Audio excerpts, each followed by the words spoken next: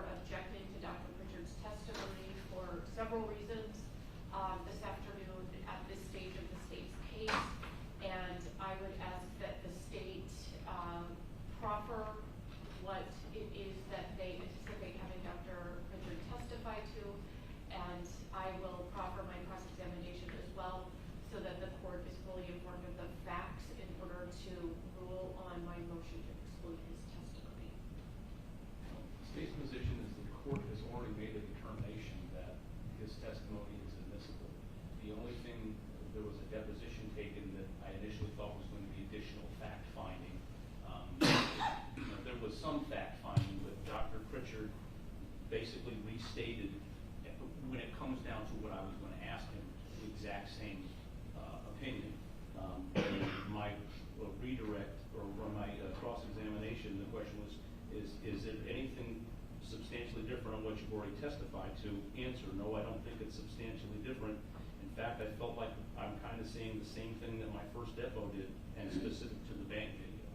So I think the defense may have other reasons why they're objecting, but as far as the basis of the court's ruling, I think we're still on the same ground. Dr. Pritchard did not offer any new opinions, and I appreciate the proffering, but I think we're at a point where the doctor's not going to say anything different than what I already said at the last hearing. And quite honestly, I read what he was going to say. Now, that doesn't include his background, his studies, his qualifications, but as far as what he observed on the video and heard in the 911 tape, he's going to say that that's inconsistent with the person having severe audio hallucinations. And that's pretty much the end of it. He's not going to be finger pointing at anybody or anything like that. It's just with that in the defendant's statement, 911 statement of I'm hearing voices, this is just some information that's very helpful to the jury to understand what one would,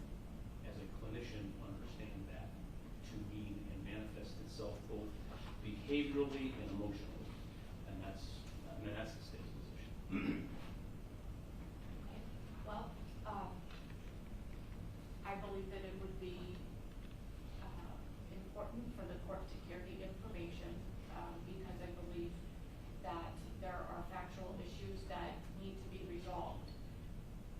The basis for our motion to exclude, I understand the court has said this is not a discovery violation. I've moved on from that. We are talking about that the entirety of his testimony should be excluded, and the reason for that is that this testimony is based on the evaluation that Dr. Pritchard conducted pursuant to Florida Rule of Criminal Procedure 3.202.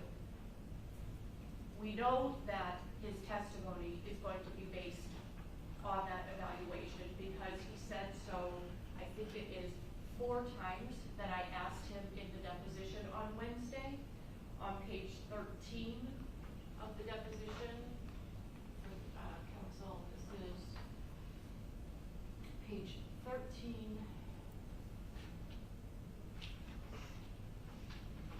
I was asking him, was it the result of your evaluation that you solidified the opinion? And in line 3, he says, no, it was probably just taking some time to kind of bullet over line 4. Part of the reason was probably the evaluation, too. On page 16,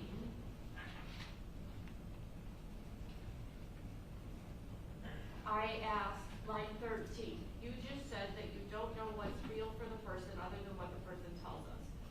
So is what Zephan told you in the evaluation part of what is informing your opinion on this? Answer line 17, yeah, it is. And then he goes on to explain other things. On page 21 and 22, Dr. Pritchard talked a lot about his clinical conceptualization of Mr. Xavier. And I asked him, page 21, line 23, and you would be developing that conceptualization based on the video that you viewed, the call you listened to, the records you reviewed, interviews that you read, depositions you might have read, and the evaluation that you did, correct? Answer, page 22, line 3, yes. And then he goes on, but to be clear, it's just the only testimony is not on all that other stuff, it's on the video in the 911 call. But he's basing this clinical conceptualization, again, on the evaluation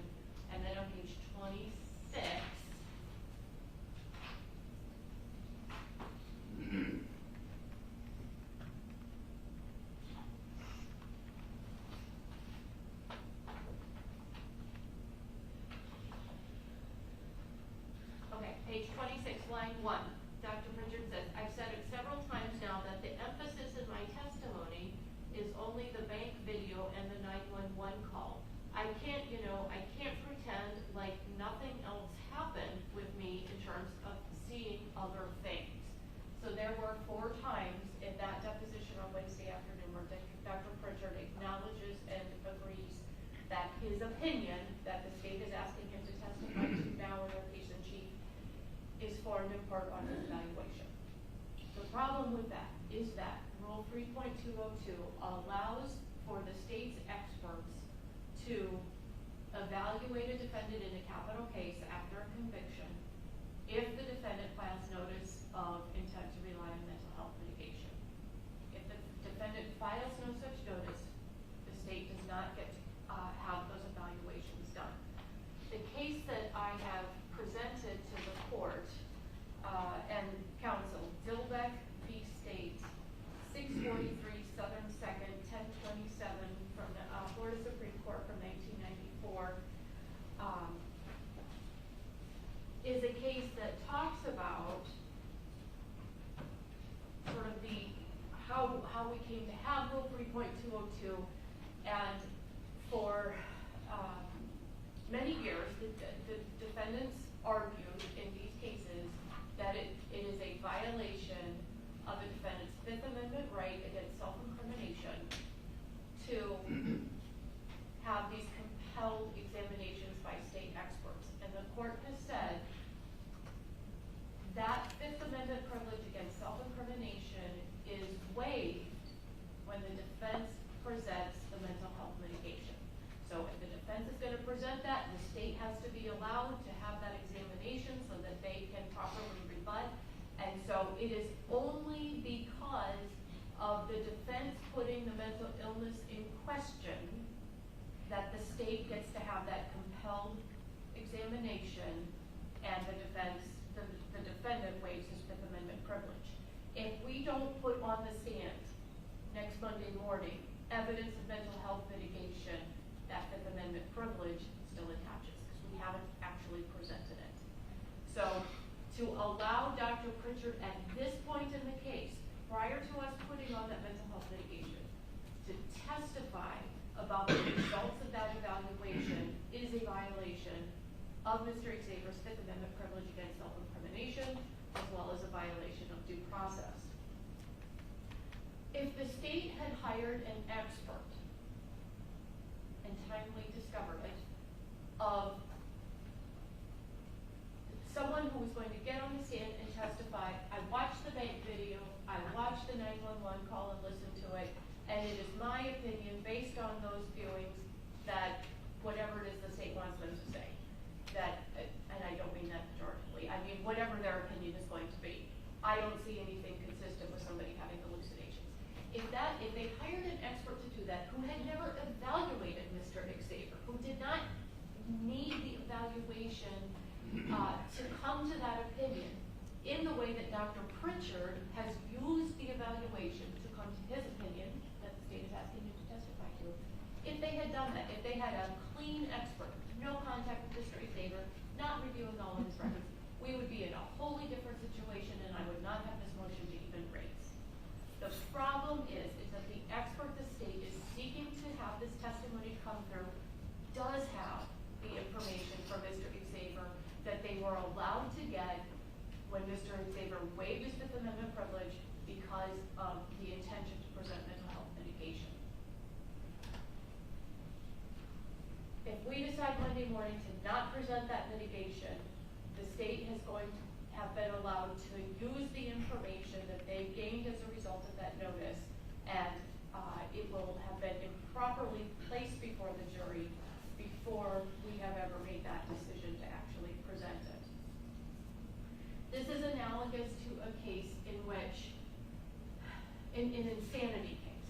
In an insanity case, if the defendant files their notice and they say we're going to present mental illness in this testimony, the state then is allowed to have a compelled examination of the defendant. However, in their case in chief, the state does not then get to put on that expert to say, and by the way, this person was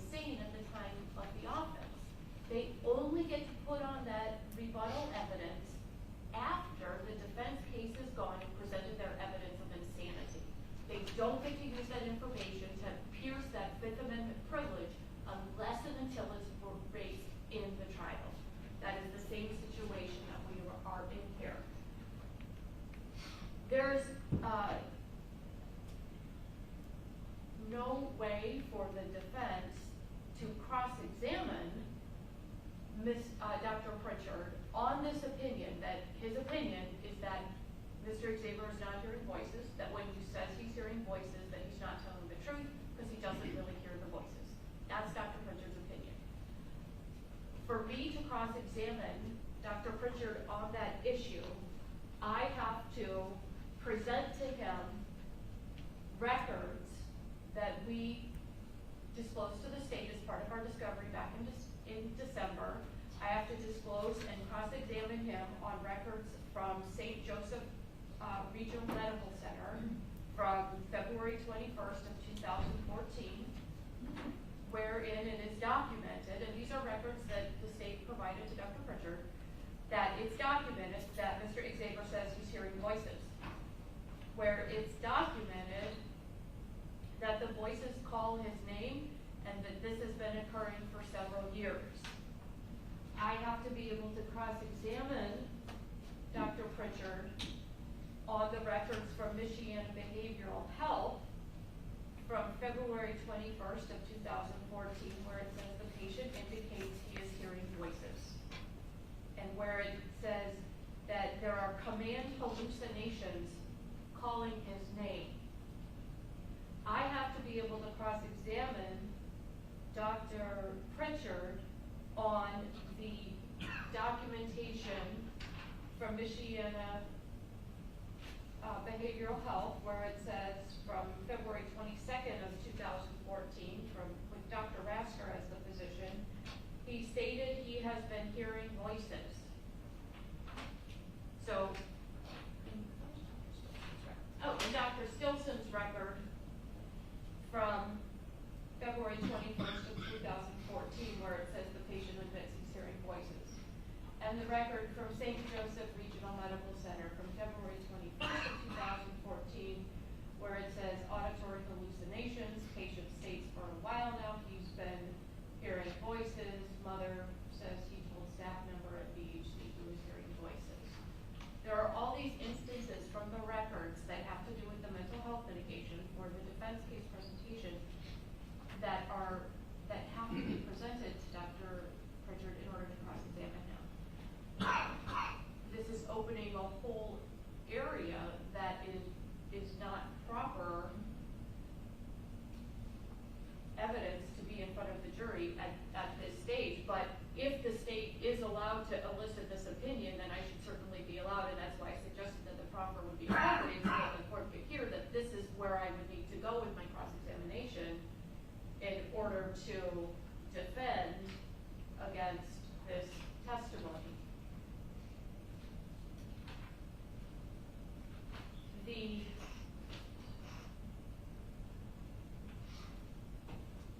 There's also the issue that the state has introduced the evidence that of the 911 call and of the interrogation where Mr. Xavier says he's hearing voices. And now what they want to do is call Dr. Pritchard as a witness to essentially impeach Mr. Xavier, to say what he's saying is not true. And Florida rules of evidence and case law make clear that a party is not allowed to call a witness just for the purpose of impeachment. And so essentially what they've done is put on the evidence from Mr. Xavier, his statements, for the purpose of saying what Mr. Xavier said is not true. And so it's an improper use in that regard as well. And so for all of these reasons, violation of his Fifth Amendment privilege against self-incrimination, a violation of his right to due process, a violation of his Sixth Amendment right to counsel because of the limitations that are occurring here with the ability to cross-examine Dr. Pritchard for all of these reasons. And there's more that I would cross-examine him on if we were doing the proper to talk about the fact that Dr. Pritchard, I don't know if he, since Wednesday, has been told about the brain tumor that Zephyr has. Because he didn't seem to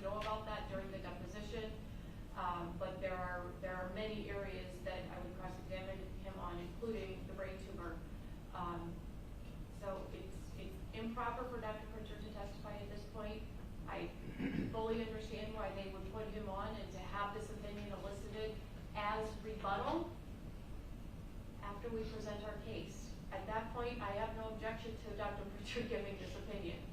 The timing of it is just what's in error here. We are asking the court to not allow him to testify this afternoon.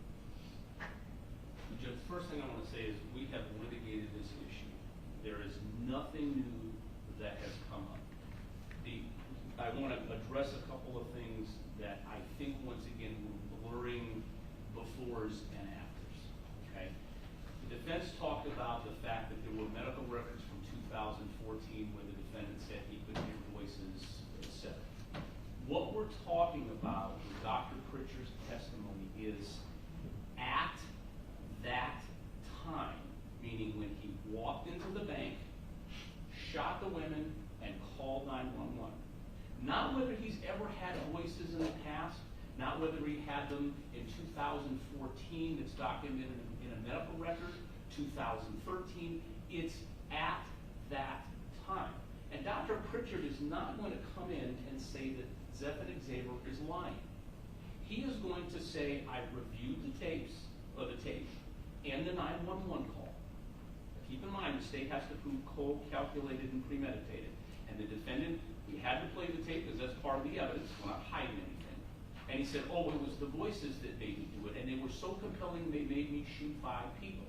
Well, Dr. Pritchard has a background in auditory hallucinations. And all he's going to do is say, you know, I'm looking at this, and it is inconsistent based on both the behavioral things that you would see and the emotional things that you would see with a person that has not just auditory hallucinations, but there's a scale. There's little whisper voices, and then there's kill yourself, kill other people. So that range is huge. Someone on this end of the spectrum is clinically going to have behavioral or emotional symptoms with that are manifestations that you can see. Now, the defense has tried to say, well, this is like NGRI, where, you know, the state can't come in and rebut it because it hasn't been raised. Well, the defense hasn't raised anything. This is not like NGRI.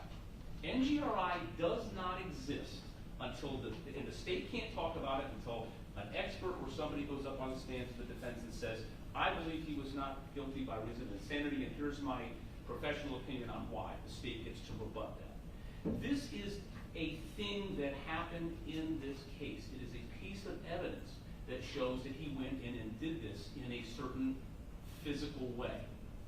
So it already exists. The defense is talking about NGRI saying it's the same thing. It's not. NGRI is a defense. What we're doing in our case in chief is explaining that this behavior that Mr. Xavier is exhibiting is inconsistent with someone who has that degree of audio hallucinations. So it's just as it was the day that the court made the ruling. They have come up with other arguments why it should not be prohibited. I think that those are unpersuasive. I think comparing it to NGRI is not relevant because that has to be raised by the defense. It's not relevant, and I don't believe cross-examining Dr. Pritchard about whether there's a tumor or whether he had voices in 2014 has anything to do with Dr. Pritchard's testimony, which is limited specifically to what do you see the defendant doing on the tape when he walked into the bank and you heard the 911 call. And is that consistent with someone saying they have such extreme audio hallucinations that they need to kill themselves or kill people? So it's a contemporaneous thing of what's happening. I don't honestly believe that the defense, it's so far outside the scope of what the state is putting on.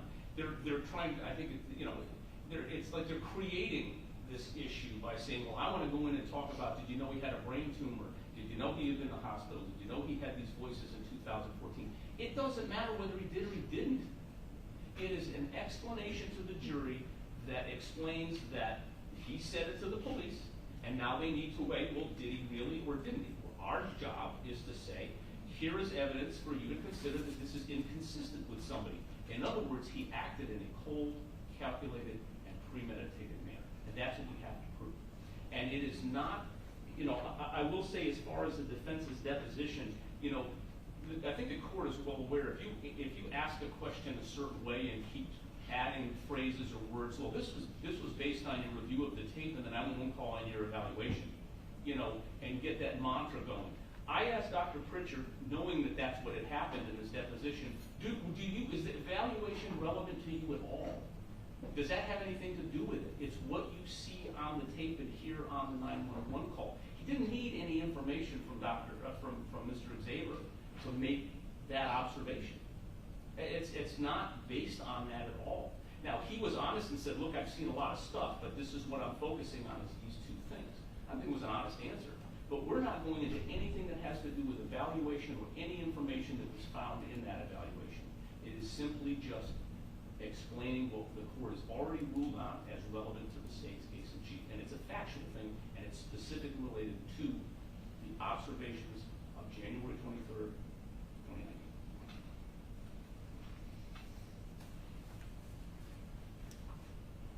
Unless there's anything else, the court did previously rule that for that limited purpose, Dr. Pritchard's testimony would be appropriately presented during the state's case in chief, having nothing to do with the evaluation.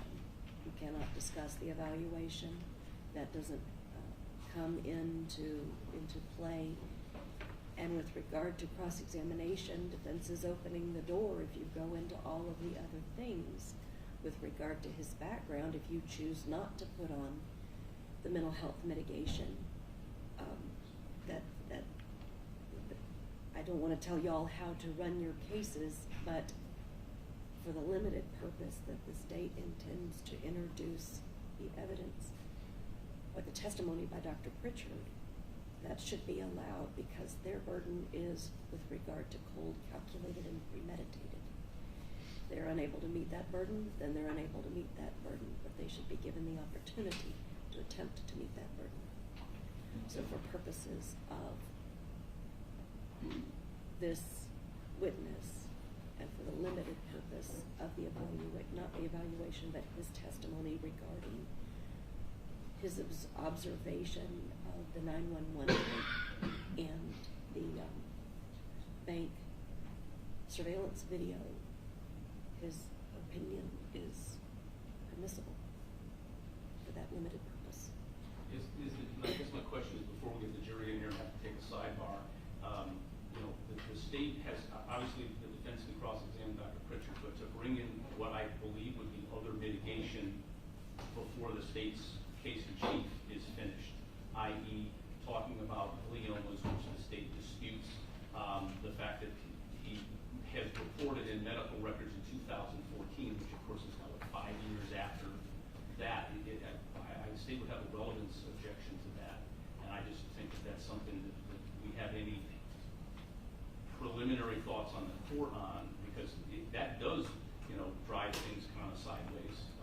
I think that the proper cross-examination of Dr. Pritchard is fine, but I don't know what the defense is alluding to. They're going to be essentially starting their mitigation during the state's case in chief with a witness that is specifically not going to talk about anything but this particular event. And the defense did kind of cross-examine him during his deposition about, well, you can't hear what he's saying.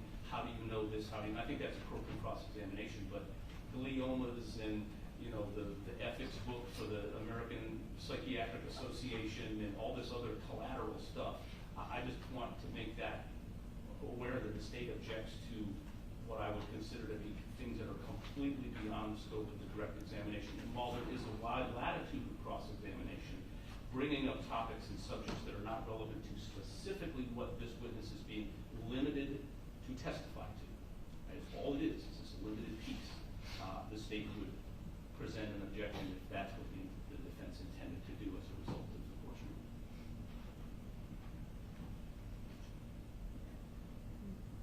The full breadth of Dr. Pritchard's testimony would only occur if the defense presents mitigation.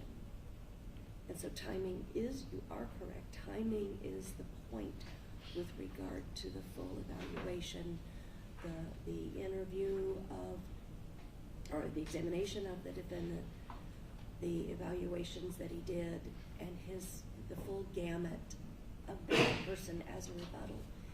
And if no mitigation is put on, then that never becomes an issue. And so I would caution that with regard to the cross-examination on this limited basis, that the cross-examination would need to center around the factual issues, not these other issues involving the mental health. Because if you don't choose to put that on, it goes beyond the state's case in chief and would be best examined and cross-examined, and you can impeach him once you've put on whatever your mitigation case is. Does that make sense? I just want to make sure I understand, if I may. The state raised an objection to the records and the tumor and those things that I had indicated I would be cross-examining on, and the court is saying the state is correct, you cannot cross-examine on those issues at this time. At this time, right. Okay.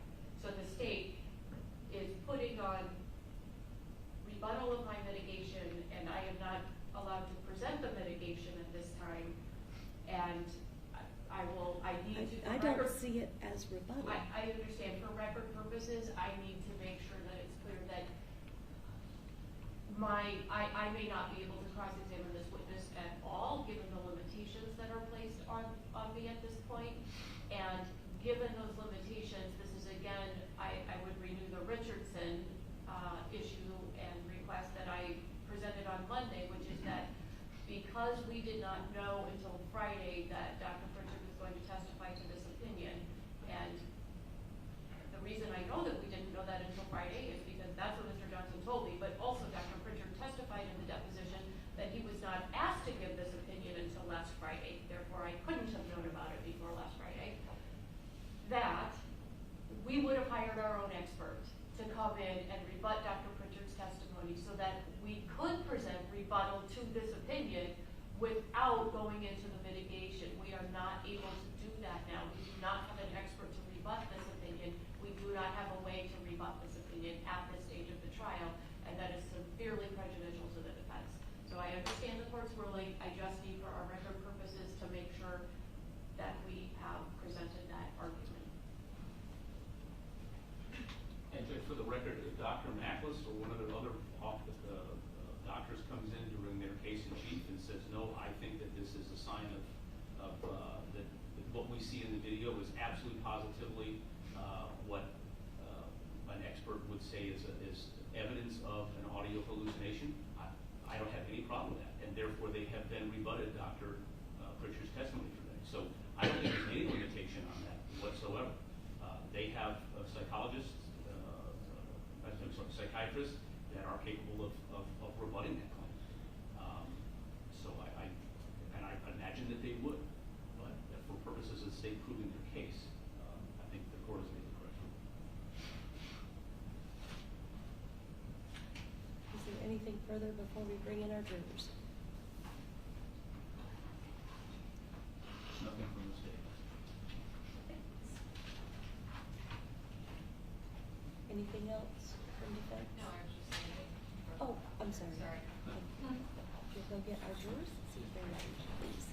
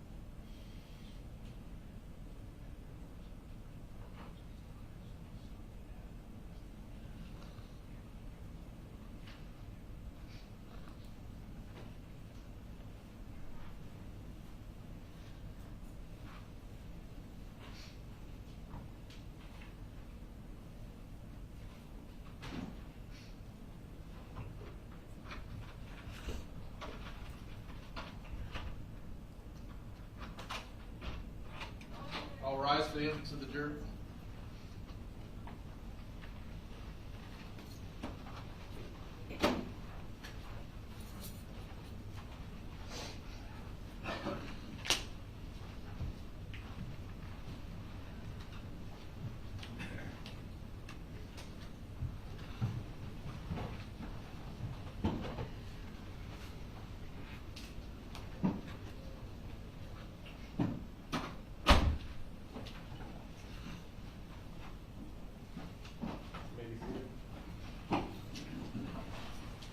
afternoon, members of the jury. Has anyone attempted to approach you or speak with you, or have you learned anything about this case during the time that we were separated going about our affairs during the lunch hour? No. Thank you. State will call their next witness. Gregory Pritchard.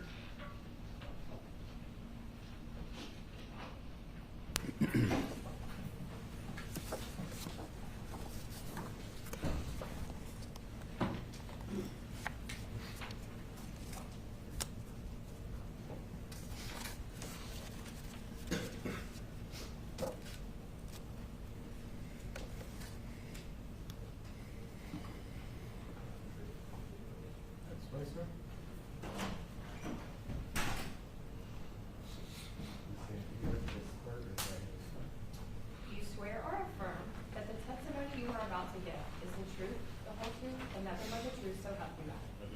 Right, swear.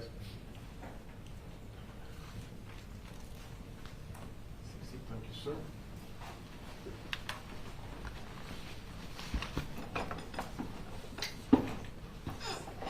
Doesn't move. Doesn't move. It's a trick Okay. chair.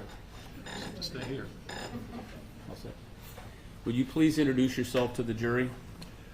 Sure, my name is Greg Pritchard. My last name is spelled P-R-I-C-H-A-R-D.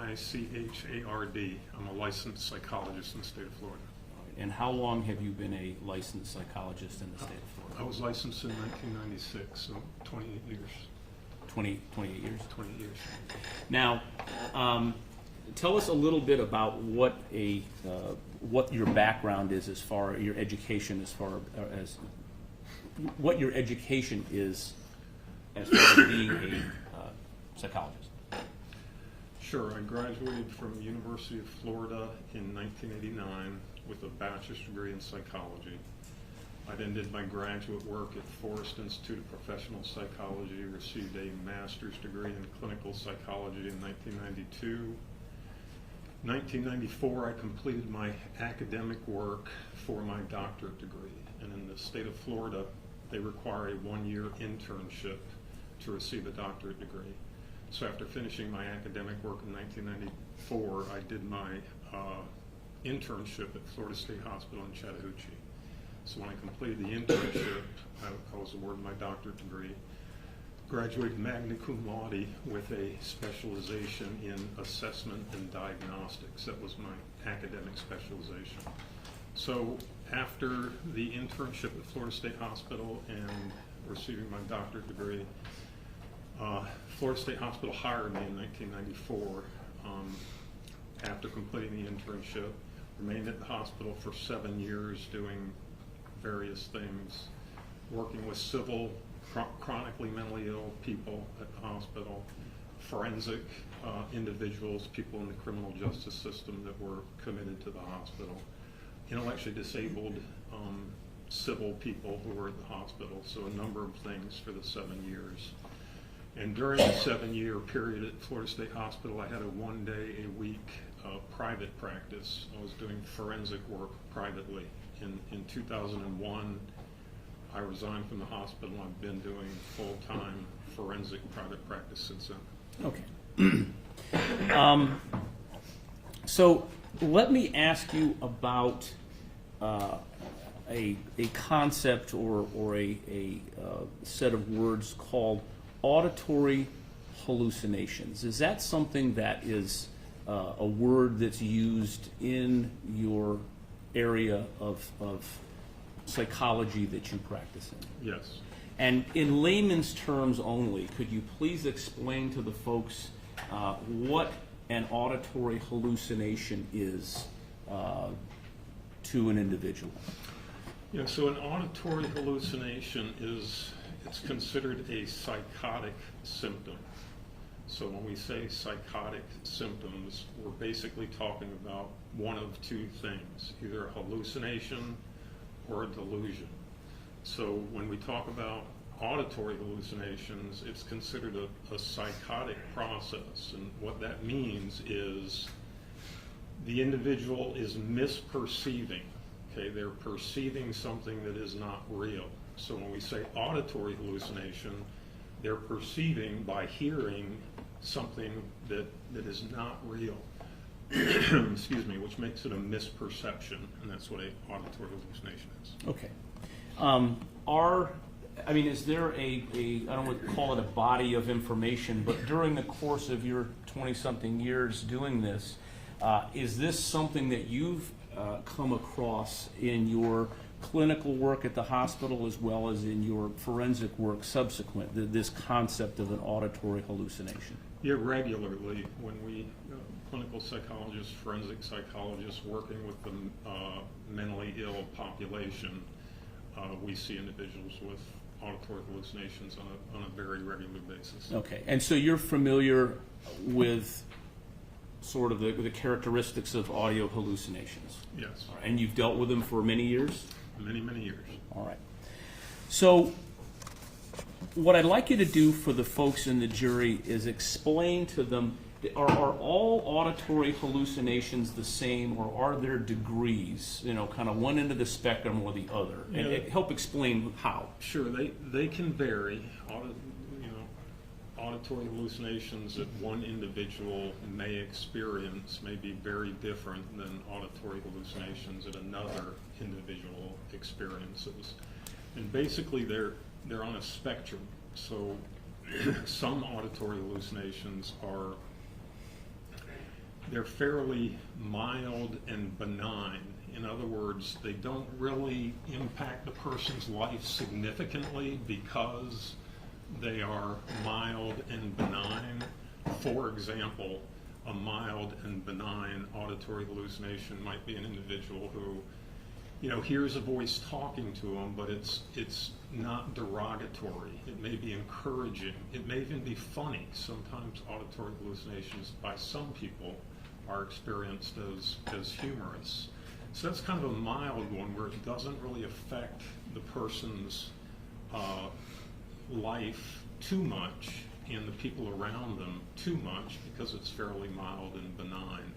So that's at one end of the spectrum. At the other end of the spectrum is the severe auditory hallucinations or extreme auditory hallucinations. So people who experience these extreme auditory hallucinations, things like voices telling them to kill your mother, or voices telling them to burn your boss's house down, or voices telling you to just kill. So those would be extreme, and we see those sometimes, and obviously those are much more severe, disrupting to the individual, disrupting to the people around that individual because they're so extreme, they're potentially violent, very hostile, very intense. So, that would be an example of extreme auditory hallucinations on that spectrum. So we have a whole range, and can a person experience sort of the mild ones sometimes and the really severe ones sometimes, depending on where they're at in their life or their situation? Yeah, they can, and a lot of times that is dependent upon whatever treatment they are getting. So an auditory hallucination, it's really neurochemically driven. So neurochemistry is off, producing the misperception. So when we medicate that, the reason we medicate that is to stabilize the neurochemistry and therefore stabilize the symptom, the auditory hallucination. So sometimes people are in their active phase where they're really bothered by the hallucinations, and they might be extreme or severe or constant, and other times it might be more mild, quieter, not as intense, not as constant, depending on a number of factors to include whether they're being medicated or not. Okay. Now, we, on the outside, we can't hear what a person suffering an auditory hallucination is hearing. Is that correct? Yeah, that's correct. It's a misperception on their part. That's the symptom. So they think it's real. They hear it. But of course, we as observers cannot hear or see what they may be experiencing. Now, as a clinician and in your forensic practice, have you actually seen folks with this range of auditory hallucinations, from the mild on the one end all the way through to the severe on the other end? Yeah, and again, on a regular basis, you're dealing with the mentally ill population. Very often, you're running across individuals with auditory hallucinations as part of the symptom manifestation, sometimes severe, sometimes at the more mild end.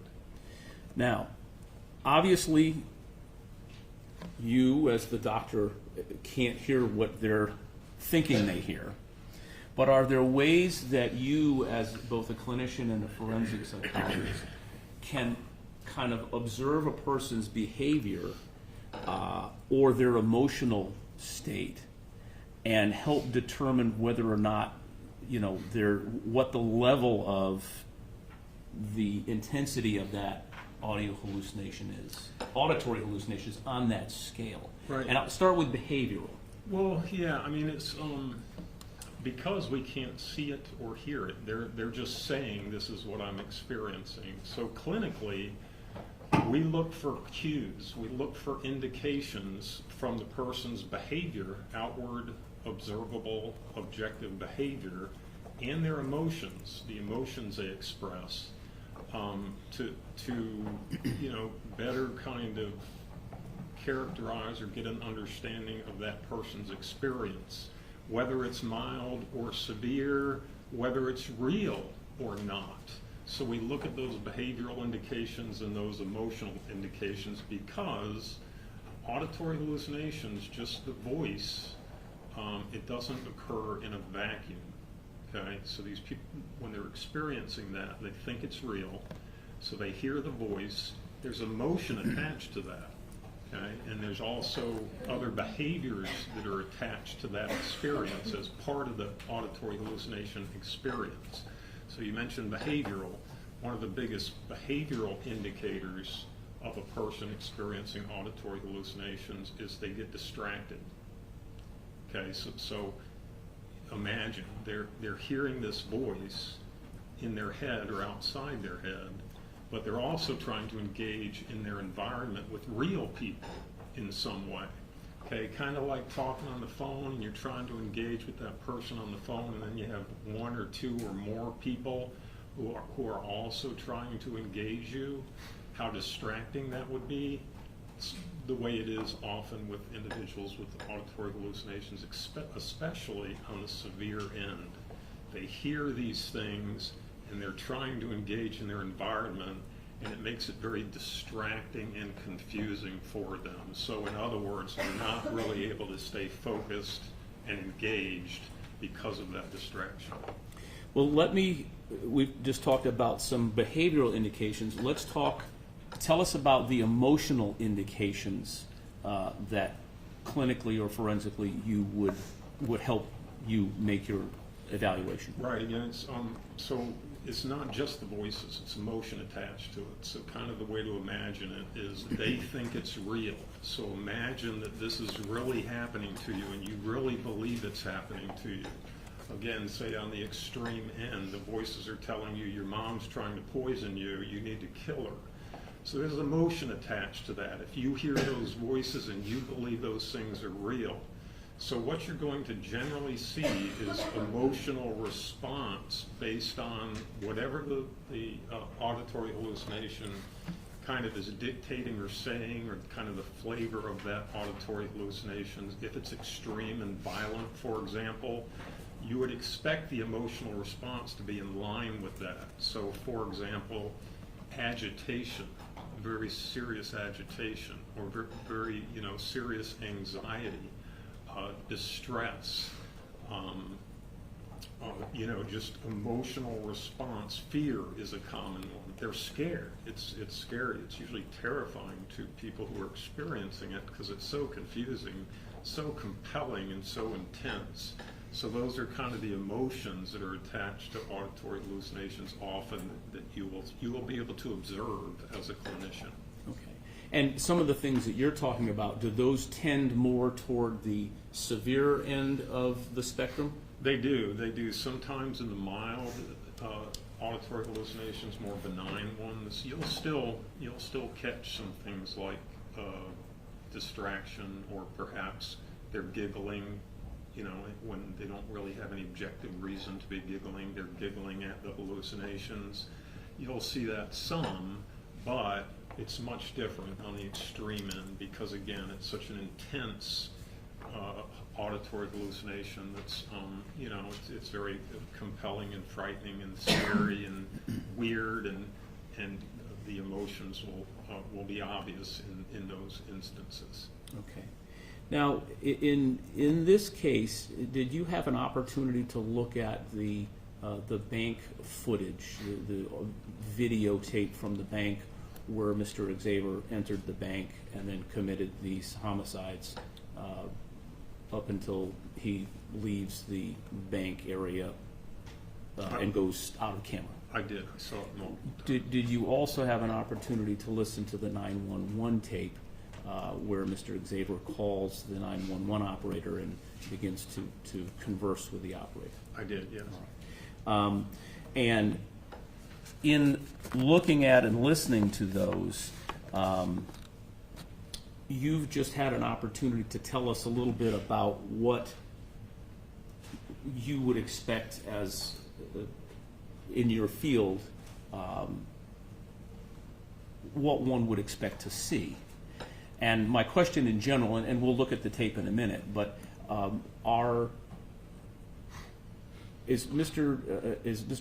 Xavier's behavior walking into and being in the bank, is that consistent with having one of these severe auditory hallucinations or not? The obvious answer for me is no, it's not. And that's the task. The task clinically is for me to look at this bank video, listen to the 911 call, and see if I can identify some of these behavioral indices, emotional indices that Mr. Xavier is actually, like he's claiming, experiencing these very extreme auditory hallucinations. Right. What I want to do now is show you what's previously been entered into evidence. 1 second, I'm going to ask the clerk because she probably has the number right on her.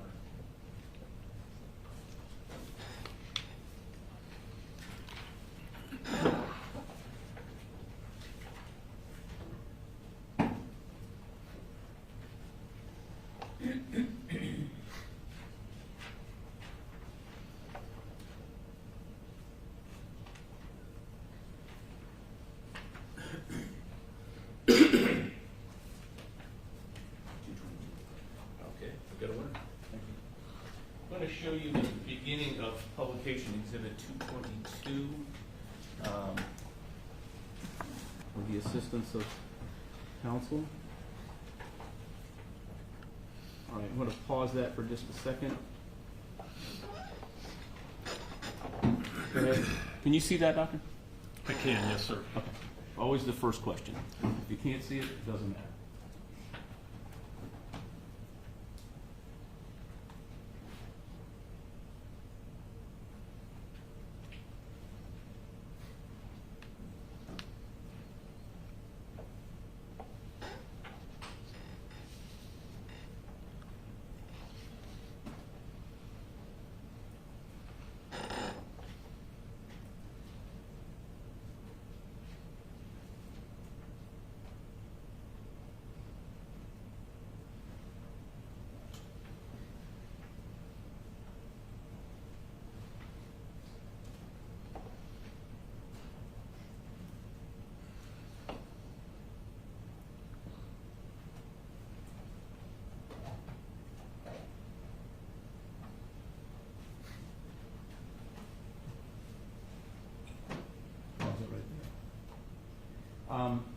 Mr. Xavier begins to walk into the screen.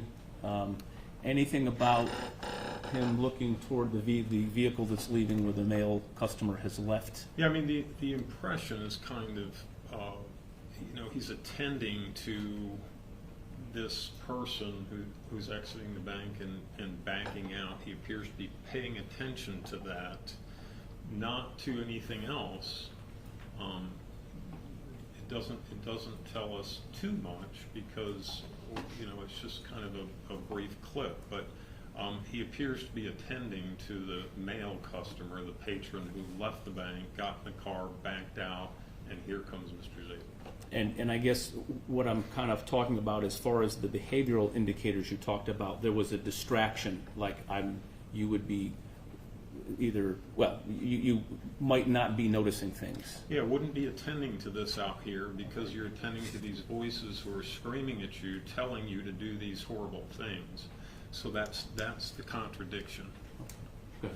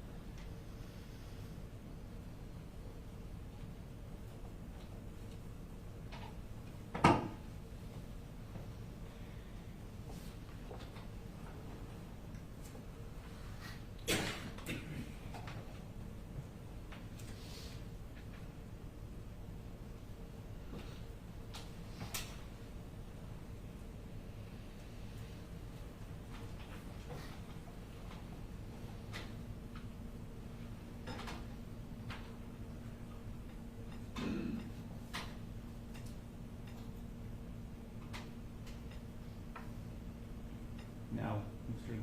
Zaber has walked up to the bank teller.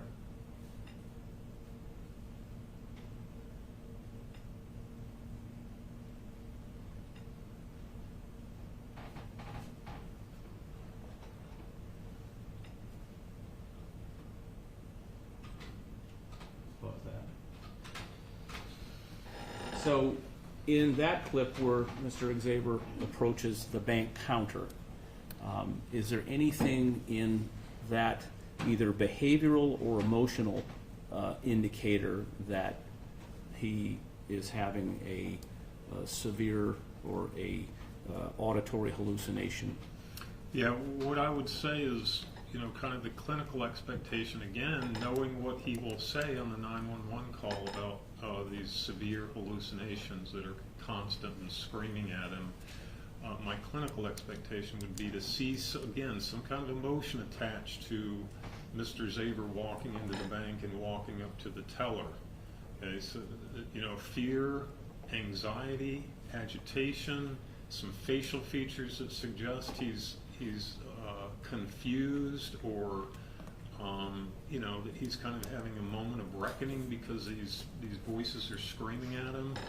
But, to the contrary, for me, I would describe him as appearing very calm, kind of very intentional. I don't see anything in the behavior. Of course, we can't hear him. There's no audio, but I don't see anything in the behavior that would suggest he's having, emotional reaction as part of a severe auditory hallucination at the time. So if there was, if I was to say to you, is this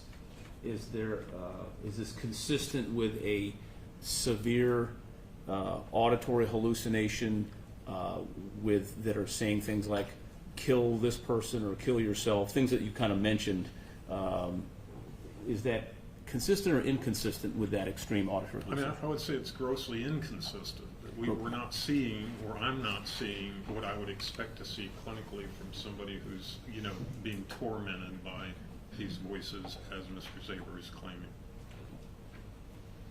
Go ahead. Thank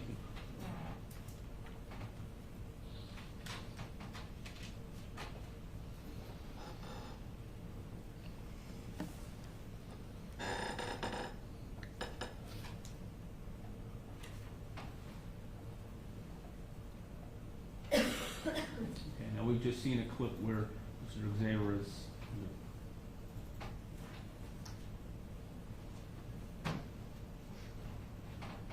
walked away from the counter.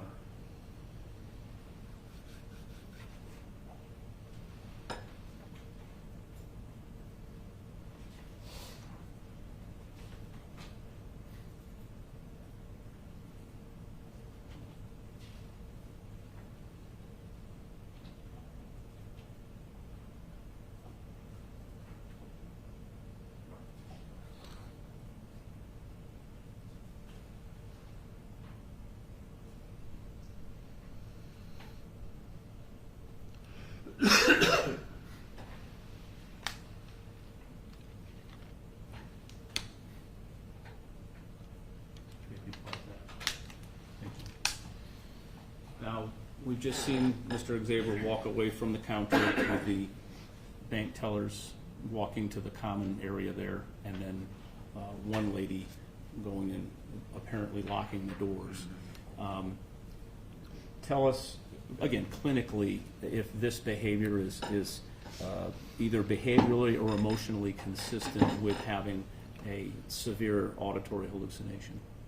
It certainly does not seem to be. It seems like very organized behavior. He has the presence of mind to direct everybody where he wants them to go, identifying one of the tellers to go lock the doors.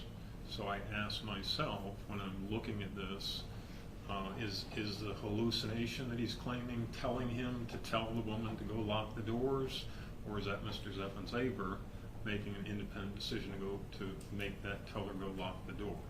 So I would say it's very inconsistent. It's far too, for me, organized, controlled, and calm to suggest that he's actually experiencing these hallucinations that are essentially tormenting him and telling him to do a horrible thing.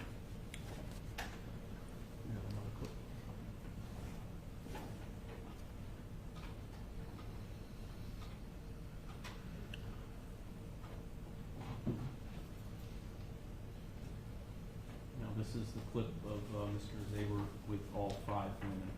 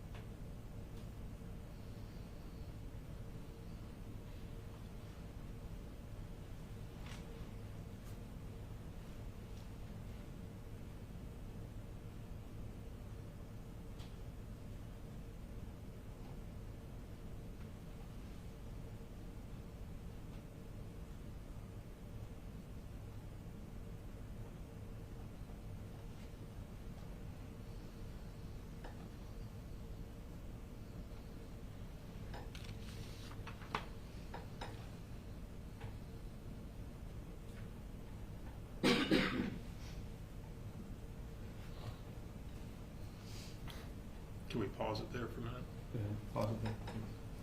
So we've now seen Mr. Xavier and the shooting of the 5 ladies in the bank.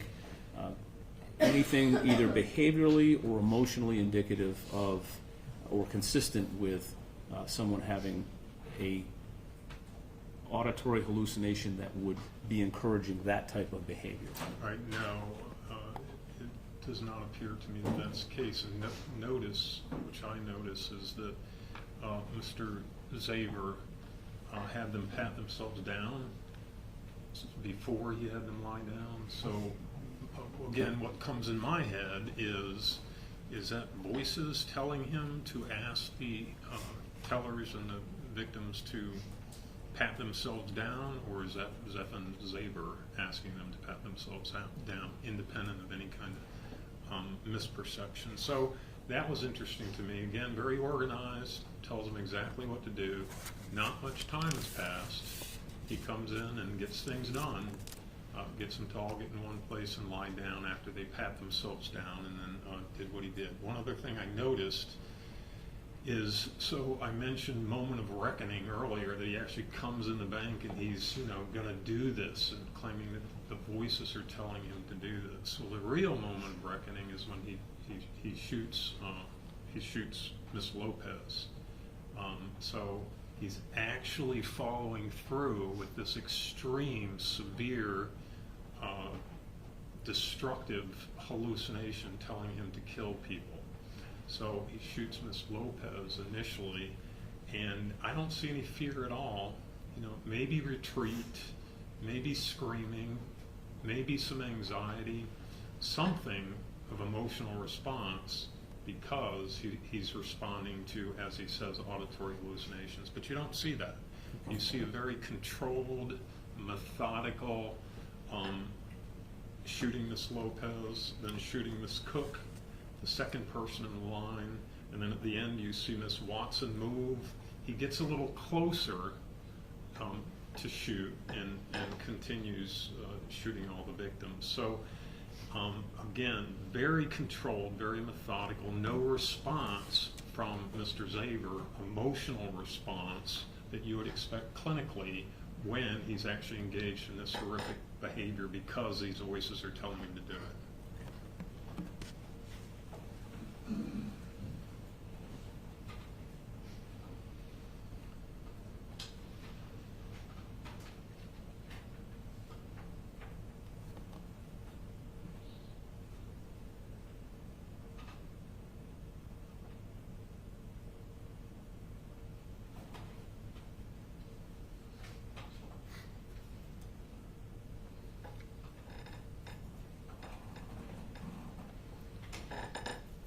Pause that for just a minute. The clip we just saw was Mr. Xavier walking over and kind of waving off some folks that had come to the bank when obviously the doors were locked. How does that acknowledgement of these folks at the door, does that play any significance into either behavioral or emotional? I mean, even a little bit before that, when he appeared to go kind of behind like a credenza and look at the glass door, to me it looked very intentional. Again, it wasn't frantic, it wasn't disorganized, it seemed very intentional to kind of get behind something and look at the door. Then when he sees some patrons come to the door, he waves them off. Are the voices telling him to wave these people off? Or is that Zeph and Zaver waving the people off?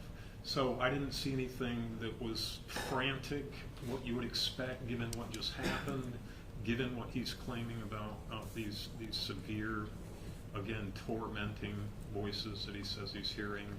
The behavior doesn't seem the behavior and the motion doesn't seem to match that. Okay. Thank you.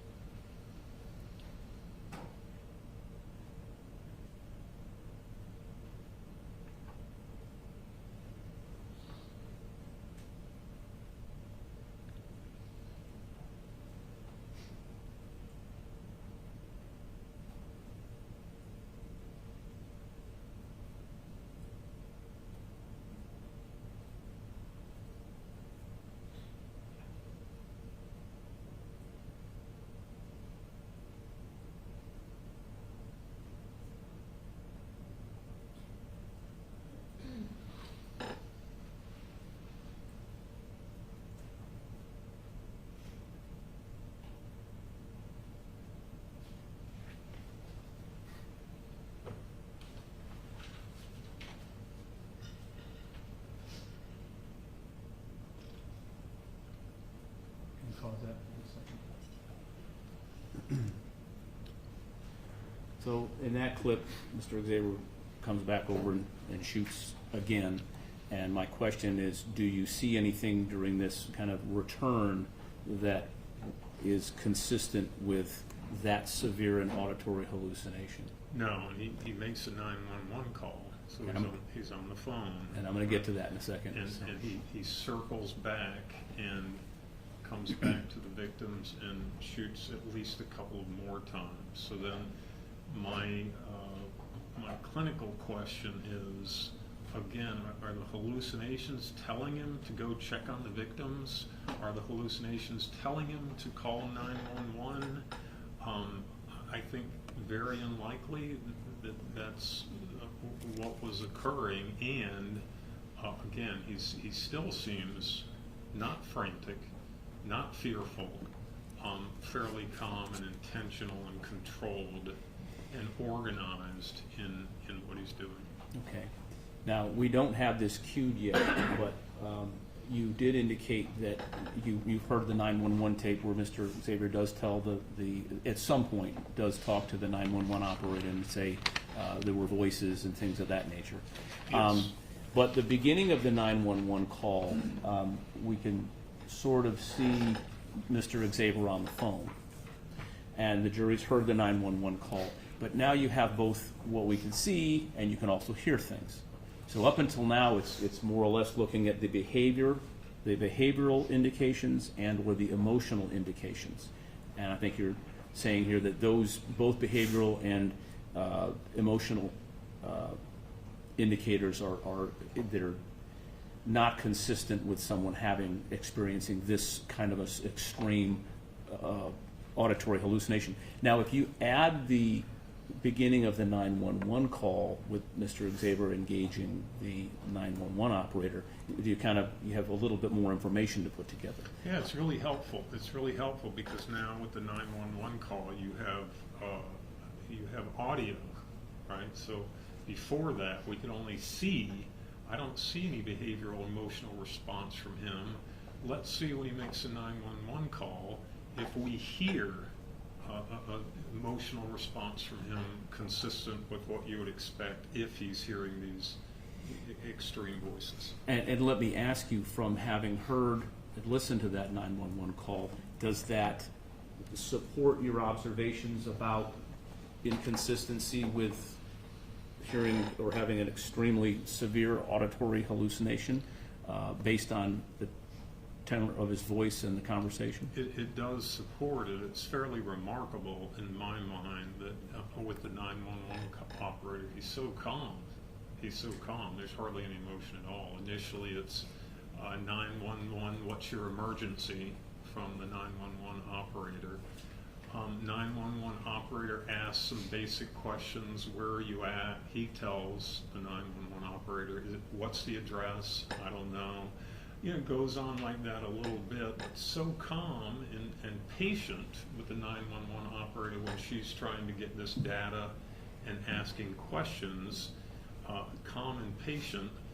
That's a contradiction to auditory hallucinations screaming at him, and he's just shot 5 people, but he's so calm when he gets on the 911 call. So it does support what I've been saying before the 911 call about lack of emotional and behavioral indices that would support that these auditory hallucinations are really occurring. I'm going to go back to something that you talked about in the very beginning.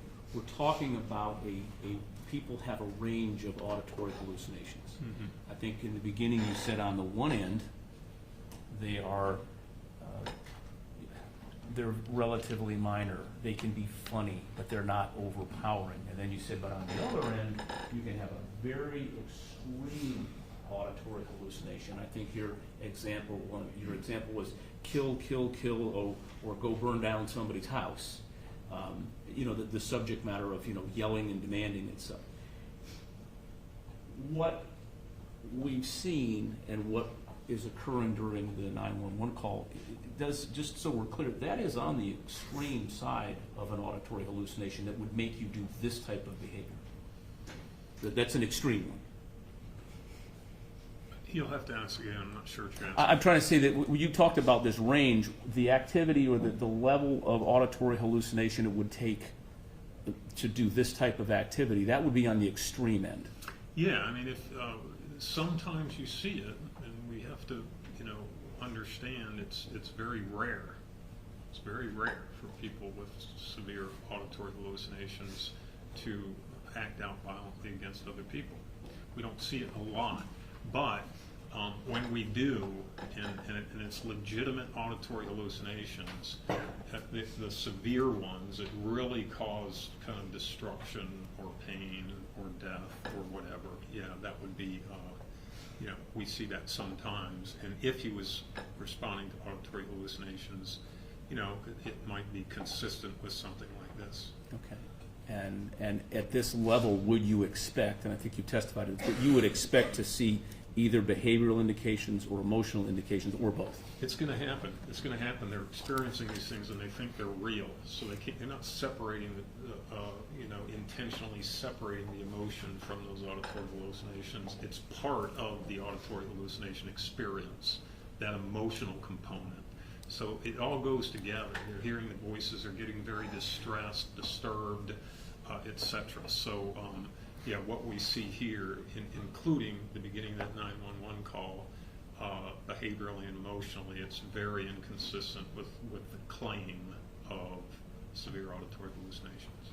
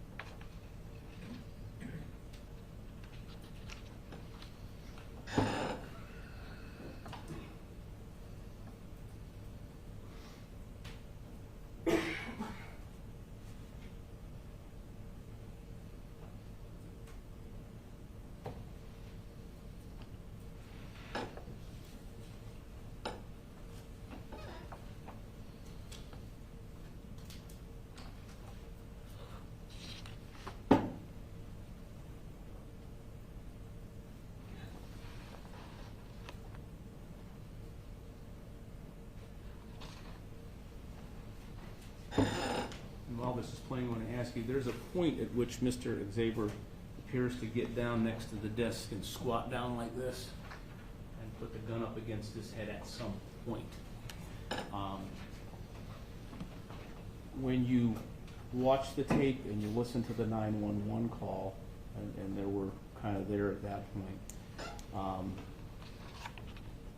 does that appear to be something that is consistent with the voices finally getting a hold of him, or are there other external stimuli that may be an explanation for why the gun now goes to his head? Well, it appeared to me that the gun went to his head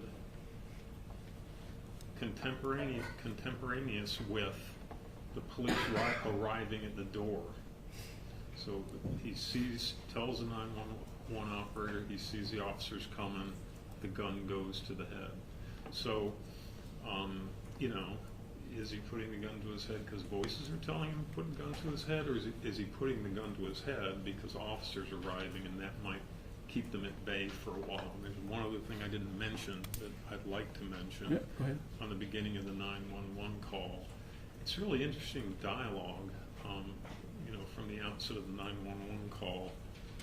And the 911 operator asks him about, he says, I just killed five people. Well, technically, it's about to be 6. And she asks him to repeat it, and Mr. Xavier says, I didn't think I could do it. He said, I didn't think I could do it. So immediately to the 911 operator, he's not saying anything about voices. He's saying, I, Zephan Zaber. Why did you do that? I honestly don't know. Certainly, if the voices are screaming at him, kill these people, and you did kill these people, clinically, I would expect that to be the first thing that came out. Voices told me to kill these people, and I did it. And the frantic piece, the emotional piece that would go along with that. So, and he also says, the operator asks again, why did you do that? I don't know. I thought that I could. I've wanted to ever since, and then you can't hear him. So it's initially in the 911 call, it's all I did this. I wanted to do this. I've wanted to do this for a long time. It's nothing about voices. It shifts to voices. It's actually the sixth page of a 25-page transcript, the 911 operator. It's not until the sixth page that he says anything about voices. So I thought that was really, really interesting. So would that be consistent again? Well, would it be inconsistent with someone hearing these severe auditory hallucinations to refer to I in response, as opposed to making it known that they're in my head, they're telling me to do something, or whatever someone might say? Inconsistent. It's like it's so compelling, it's so overpowering to make him do this. That's what would be the kind of the pressing issue that you would hear and see, and he would say. And we don't hear him say it, number one, and we don't see the emotional or behavioral indices that might suggest that they're actually occurring. Okay. One moment.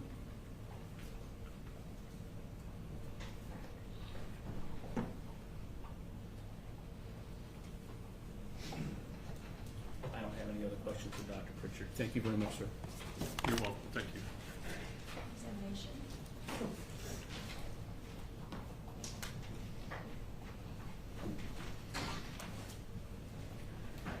You're a psychologist, right? Yes, ma'am. And your frame of reference, the testimony that you've just provided, your opinions, they're coming from the field of psychology, right?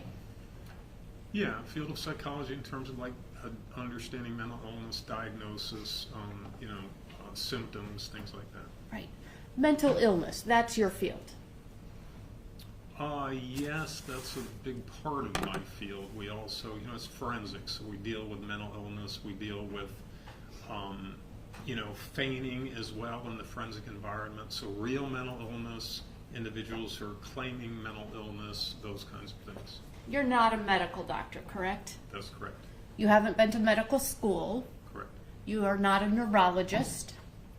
No, I'm not a neurologist. You have not done a residency program in neurology. No, I'm not a neurologist. Okay. All right.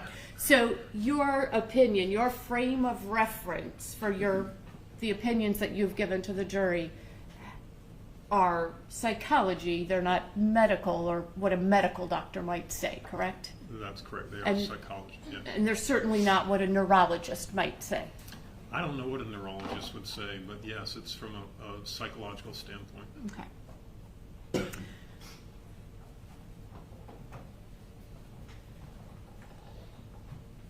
Your opinion that Mr. Xavier was not behaving and emoting consistently with somebody having auditory hallucinations, your frame of reference for that is the field of psychology, correct?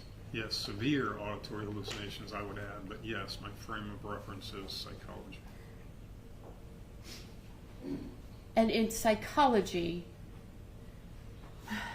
a person suffering from, say, schizophrenia might be somebody who is experiencing auditory hallucinations.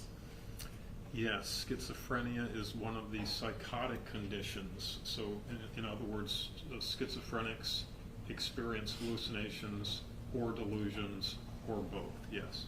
So there are psychological conditions, there are mental illnesses, things within your field that you work with people who diagnoses where a symptom is an auditory hallucination.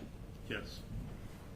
There are other conditions outside of your area of psychology that might cause an auditory hallucination, correct? Yeah, there are. I mean, so we look at everything as psychologists. If we think there may be something else that's creating the hallucination, like, for example, a medical thing, tumor, something like that, we would refer. We don't really deal with that kind of thing. But yes, there are other conditions, medical conditions, influence of intoxicating substances that can cause hallucinations, yes. So a medical condition like a tumor would be outside your area of expertise. Yes. And a medical condition like a tumor would be something that you would refer to a specialist, Yes. perhaps a neurologist. Yes, ma'am. And if there were auditory hallucinations associated with that medical condition, like a tumor, that's outside your area of expertise. It is. So if a person was experiencing an auditory hallucination due to a medical condition like a tumor, those are outside your area of expertise. They are, yes.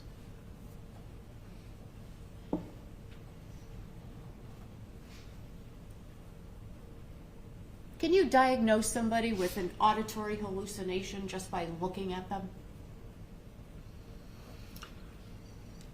Certainly sometimes. I would say that very likely we have all had the experience of seeing somebody, say, on the street who was obviously mentally ill, maybe talking to themselves or screaming and there's nobody around, or even laughing. So when you see that, even lay people as well as professionals, we can identify that that person is experiencing an auditory hallucination. That person that you mentioned on the street, it often comes to mind, you see a person like that on the street who's responding to something, you might think, I wonder if that person has schizophrenia. That's pretty common, right? Right. Okay. Because with a condition like schizophrenia, that's kind of unfortunately what we might expect to see with somebody who is not being treated and is on the street. Yes, ma'am. Okay. Would you agree with me that not everyone who has voices in their head responds to those voices in the same way? Yes, I would agree with that. They don't all respond the same way. That's true. And how a person responds to a voice that is caused by something that is outside your area of expertise, it might be a response that you're not familiar with, correct? Because it's outside what you deal with. Yeah, I mean, just to be clear, if we're talking about somebody with a tumor, for example, that's creating some symptoms like an auditory hallucination, that's outside. I don't deal with medical conditions like tumors and the associated symptoms. So yeah, it would be outside my area of expertise.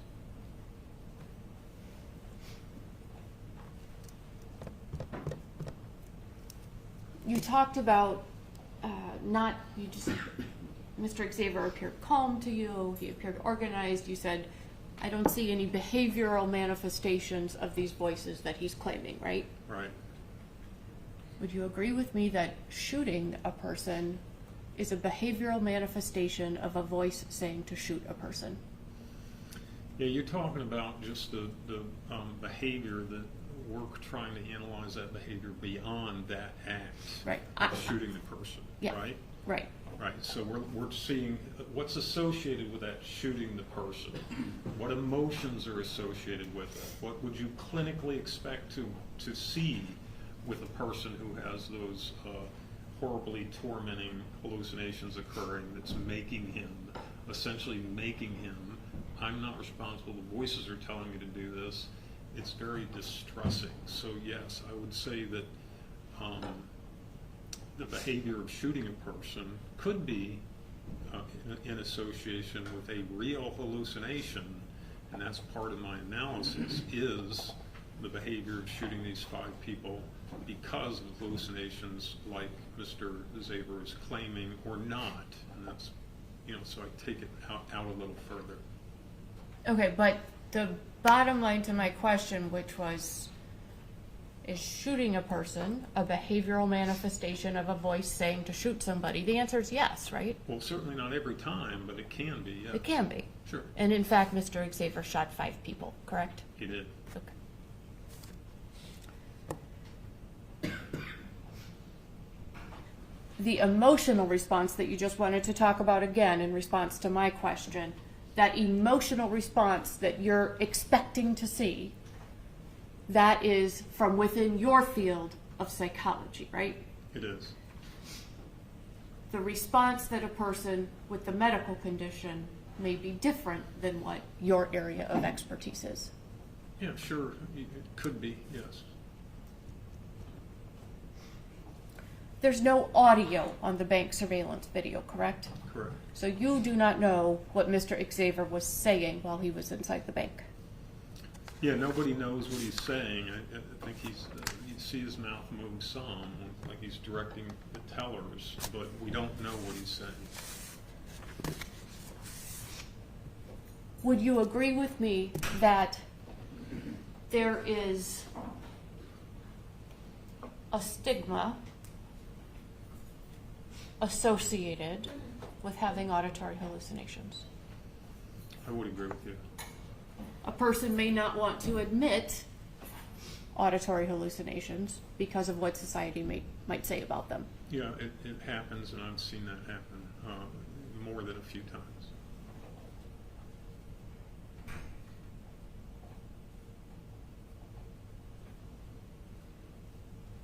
I'm sure you've also seen that people in circumstances do admit to having auditory hallucinations and they seek help for them, correct? Yes. And one of the things that people are taught about auditory hallucinations is a way to deal with them is to try to ignore them, right? Yes, that's sometimes the therapy. First line of therapy, of course, is medication. Right. But in talk therapy, they will try to teach the person who is experiencing hallucination to do things to understand it's not real and to distract themselves from listening and attending to the auditory hallucinations. So yes, that's part of the therapy process with people with that condition.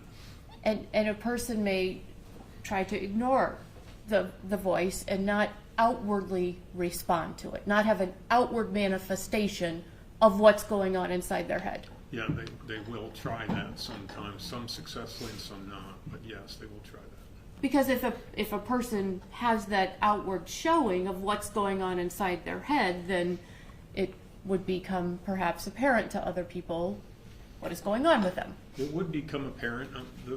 Just kind of the nuances, though, that they think it's real. So sometimes they don't have the insight to make that judgment. I can't respond to this hallucination because these people are going to know I'm responding to the hallucination because they think it's real, right? That's the catch. They're responding to it because they think it's real. It doesn't matter that these people are out here and what they think. So, but sometimes I would say that yes, they make an effort to not respond because they're concerned about what other people would think. And the longer that a person has had the experience of an auditory hallucination, a voice in their head, perhaps the more practiced they might be at not showing an external manifestation of that voice. Yeah, I've seen that too, and it's usually the chronic people. When I say chronic, I just mean people who've had schizophrenia, say, for 20, 30 years. They learn over time some things to not express that they're experiencing those hallucinations, usually in combination with medications. So you do see that sometime in the chronic cases, the people who've been experiencing hallucinations for 20 years, 30 years, something like that.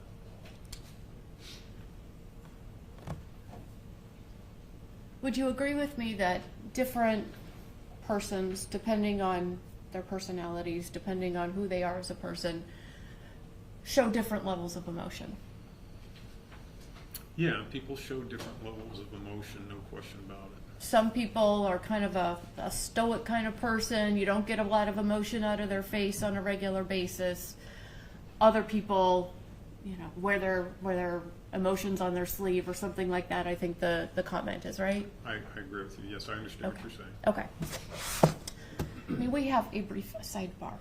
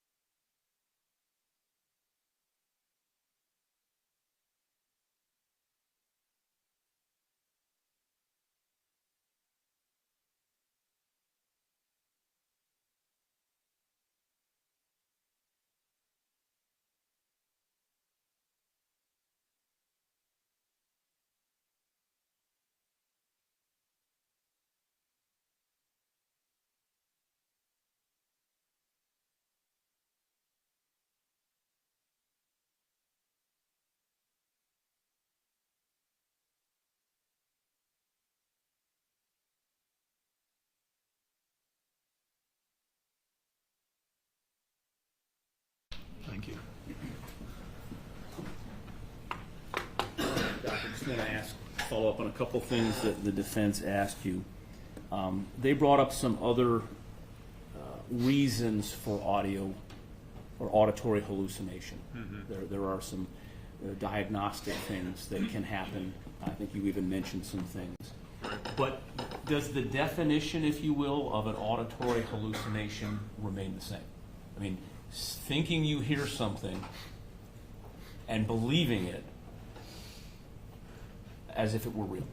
It remains the same, and again, the basic definition is it's a misperception.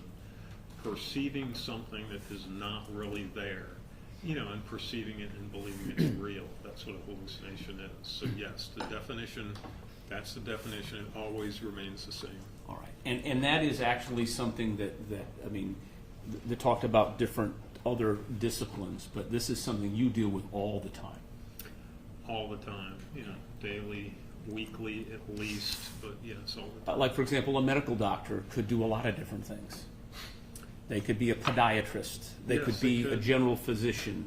Right. They could be an ear, nose, and throat guy. Yes. But you focus on this area of the human condition. Yeah, it's assessment and diagnostics, understanding the mental health conditions, the symptoms associated with that, and you know, diagnosing and assessing each individual appropriately. So yeah, that's my job. Yeah. It's your full-time job. It is. Okay. It might be pieces of other disciplines, but that is what you do. That's what I do. Okay. Now, if an auditory hallucination, I'll say a severe auditory hallucination, would you expect, no matter the root of it, okay, that one would have behavioral or emotional indices that this was happening?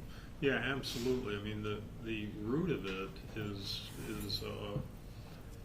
is not as important when you're looking at you know, the symptom itself and the manifestation of that symptom. And again, when it's severe, no matter what the root cause, when it's severe, you can't lop off the emotion that is associated with that experience for the individual. It's very much a central part to that severe auditory hallucination. So, again, looking at what we've looked at, hypothetically, whatever the cause, one would still expect to see either behavior or emotional indications, or both, of having an auditory hallucination. Absolutely.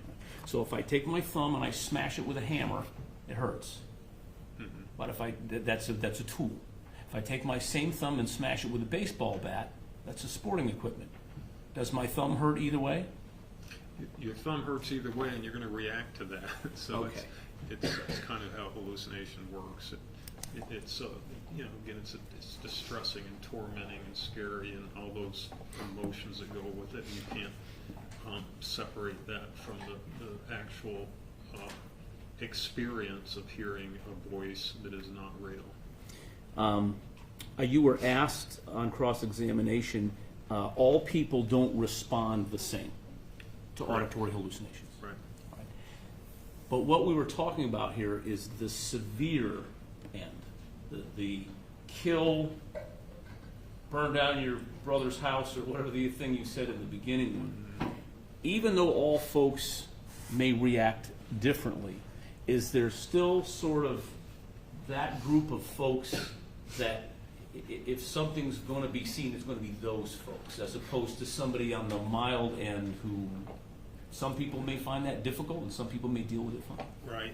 Yeah. So the expectation, what's contrary to what should be there in what we watched and talked about, is some type of emoting.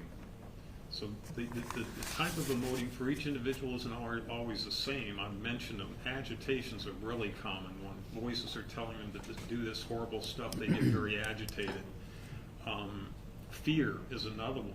Voices are telling them to do this stuff, and they're scared. They're really scared, and you can see it. So the bottom line is some type of emoting. The emoting is not necessarily the same with each individual with a severe auditory hallucination, but some type of emoting associated with that severe hallucination. Thank you, Doctor. I didn't get it.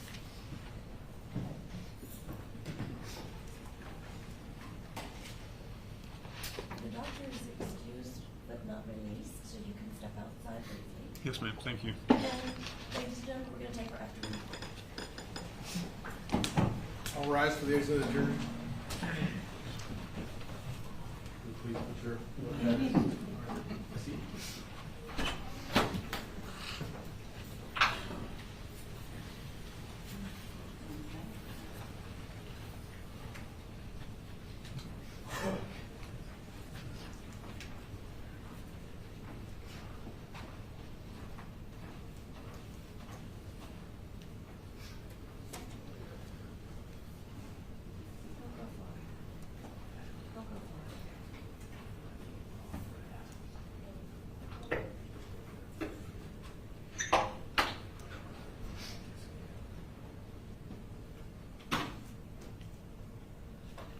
If you'd like to return to the witness stand, let's wait until we're sure that the jury is secure before we continue. Thank you. Yes, ma'am.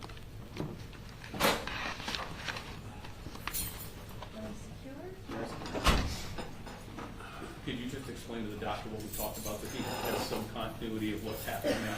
The attorney would like to ask you some additional questions to complete her portion of the record. So we know the jury is not here. Ms. McMahon will inquire of you further. Yes, ma'am. Thank you. Go ahead.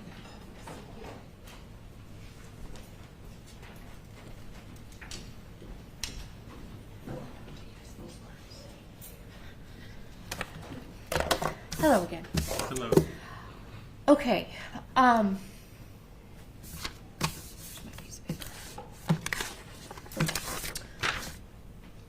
Your opinion is that Mr. Xavier was not actually hearing voices, correct?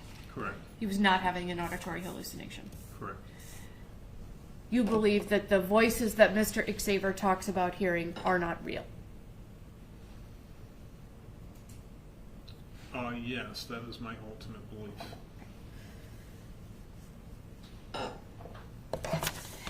In the course of the discovery process in this case, and as the state provided documents to you, they provided various sets of medical records that they had, that the defense had provided to them, correct? Yes, ma'am. And you reviewed medical records, correct? I did. You reviewed medical records from Mr. Xavier's primary care provider, Dr. Stilson, Stillson, correct? Yes. And in that batch of records from Dr. Stilson, it is documented on February 21st from 2014 that Mr. Xavier admits to hearing voices, correct? I can't tell you if that's correct because I didn't really prepare to talk about what I talked about today for, that included those records. May I show you the record? Sure. I mean, I believe you. Okay, well, I'm going to show it to you.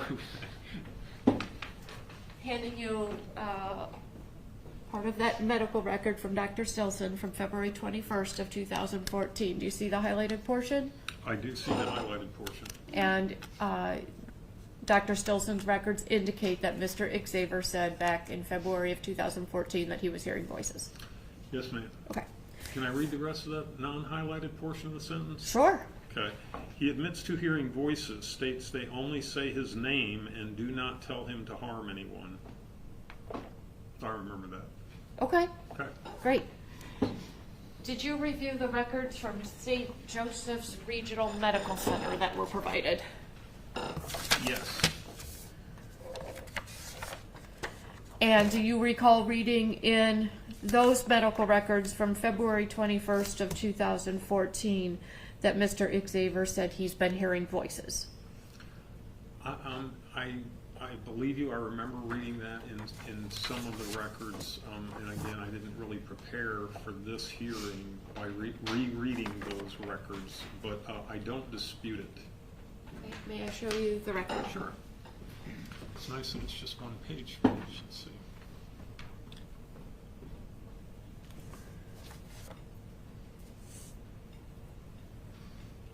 I remember this, yes. Okay. And that record indicates they're towards sort of the top part of the page, the document, I think it says auditory hallucinations, correct? Yeah, hallucinations hyphen auditory. Yes. Yes. And then it goes on to state in the beginning of the sort of full paragraph there that Mr. Xavier talks about hearing voices. Patient states that for a while now he's been hearing voices. And then it goes down towards the bottom of that paragraph. It says the mother reports something about voices. Mother reports for several weeks child's behavior is off. She says he told staff member at BHC that he was hearing voices. Okay. And what was the date of that document? February 21st of 2014. Okay. And I have an additional record from St. Joseph's from that same hospitalization from February 21st, 2014. May I approach? You know, on this one it's handwritten, Okay. a little hard to read, but this is a different document than the one we just looked at, right? It is a different document. It's the same date, February 21st of 2014. It is handwritten, and it's really hard to read that handwriting, but it is fairly easy to make out your highlighted portion that says hearing voices. And if you could look to the next page as well. Again, handwritten, voices call his name, and this has been occurring for several years. And the date of that document, we said was the same date, February 21st, 2014. Correct. And also in the course of your review of documents in this case, did you have the records from Michiana Behavioral Health Center? Yes. And there's documentation in those records as well that Mr. Xavier reported hearing voices in 2014, correct? Yes. Okay. And that would have been, do you need to look at those or do you remember those ones? I remember the Michiana stuff and the St. Joseph stuff that you're giving me too. So yes, I don't need to see it. Okay. Just want to make sure. And the Michiana Behavioral Health Center records from February 21st of 2014, I guess the doctor, the person filling out his intake, his comprehensive assessment, noted there's a box where you can check different things, and it's noted under the box of command hallucinations. What are command hallucinations? Command hallucination is when the auditory hallucination is commanding you to engage in certain behaviors. Okay. And that box is checked for Mr. Xavier on his intake form from Michiana Behavioral Health from February of 2014. I remember that. And somebody has written in there next to the command hallucinations, it says calling his name. Correct. You remember that? Yes. Okay. So you would agree that there is documentation going back to 2014 of Mr. Xavier reporting hearing voices? Yes. Okay.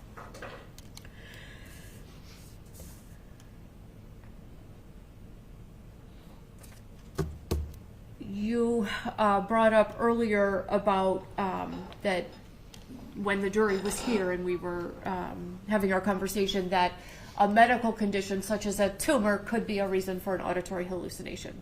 Yes. Okay. And that if a patient had a medical reason for an auditory hallucination, such as a tumor, you would refer them to a specialist, like a neurologist. I would. So you, in your practice, are not working with a patient that has a tumor in their supramarginal gyrus location of the brain, correct? That's correct. And you would not be working with a patient who has a tumor in the right anterior cingulate area of the brain, correct? That's correct. And you would not be working with a patient who had a tumor in the Wernicke's area of the brain, correct? That's correct. Tumors in the brain in those areas are outside your area of expertise. Yes. And the manifestation of how a tumor may be causing somebody to act, what it may be doing to a person's brain, that is outside your area of expertise, correct? It is. Okay. That's all the questions I have for the proper, Your Honor.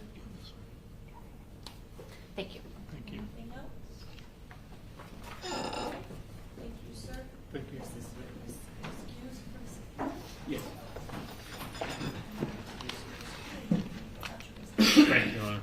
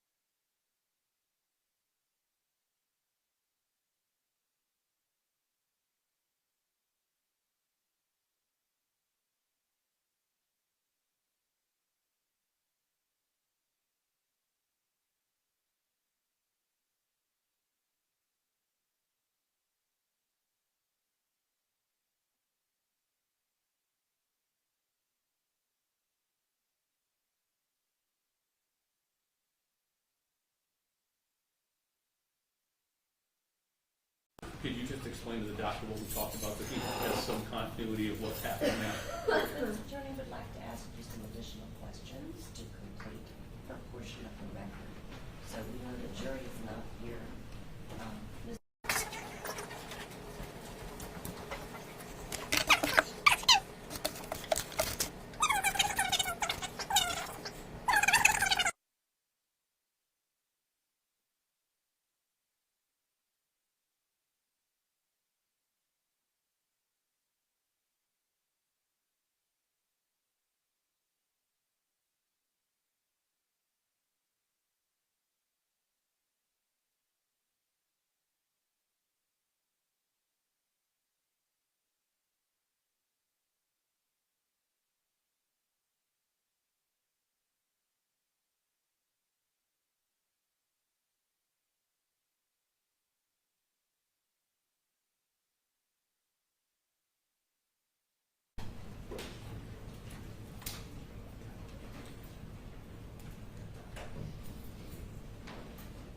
The record reflected Mr. Xavier and President of the court, if you'll go and regard yours, please. Thank you.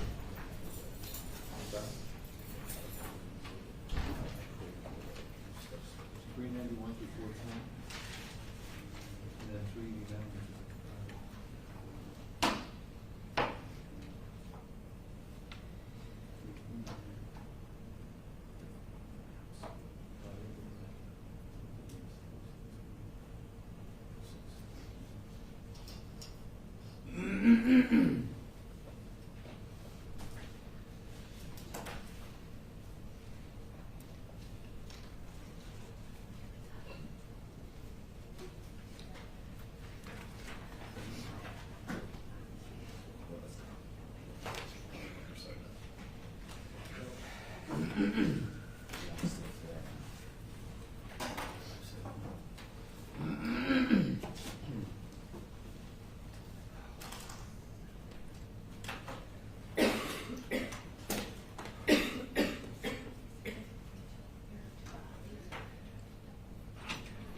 All rise for the entrance of the juries.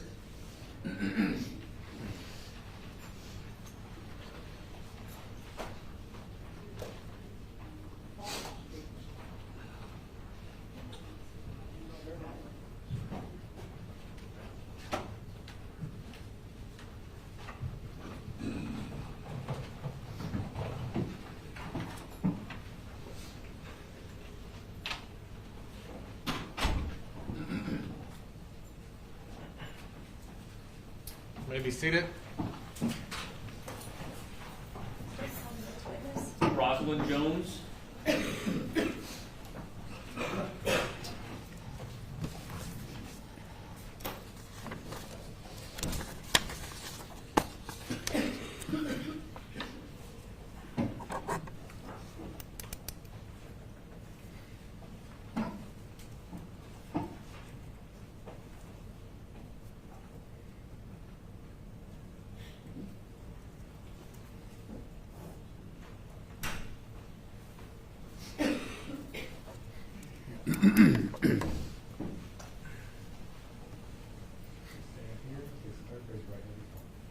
Swear or affirm that the testimony you are about to give is the truth, the whole truth, and nothing but the truth, so help you God.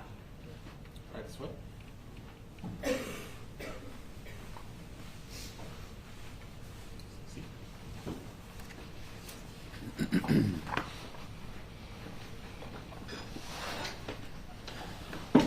Good afternoon. Good afternoon.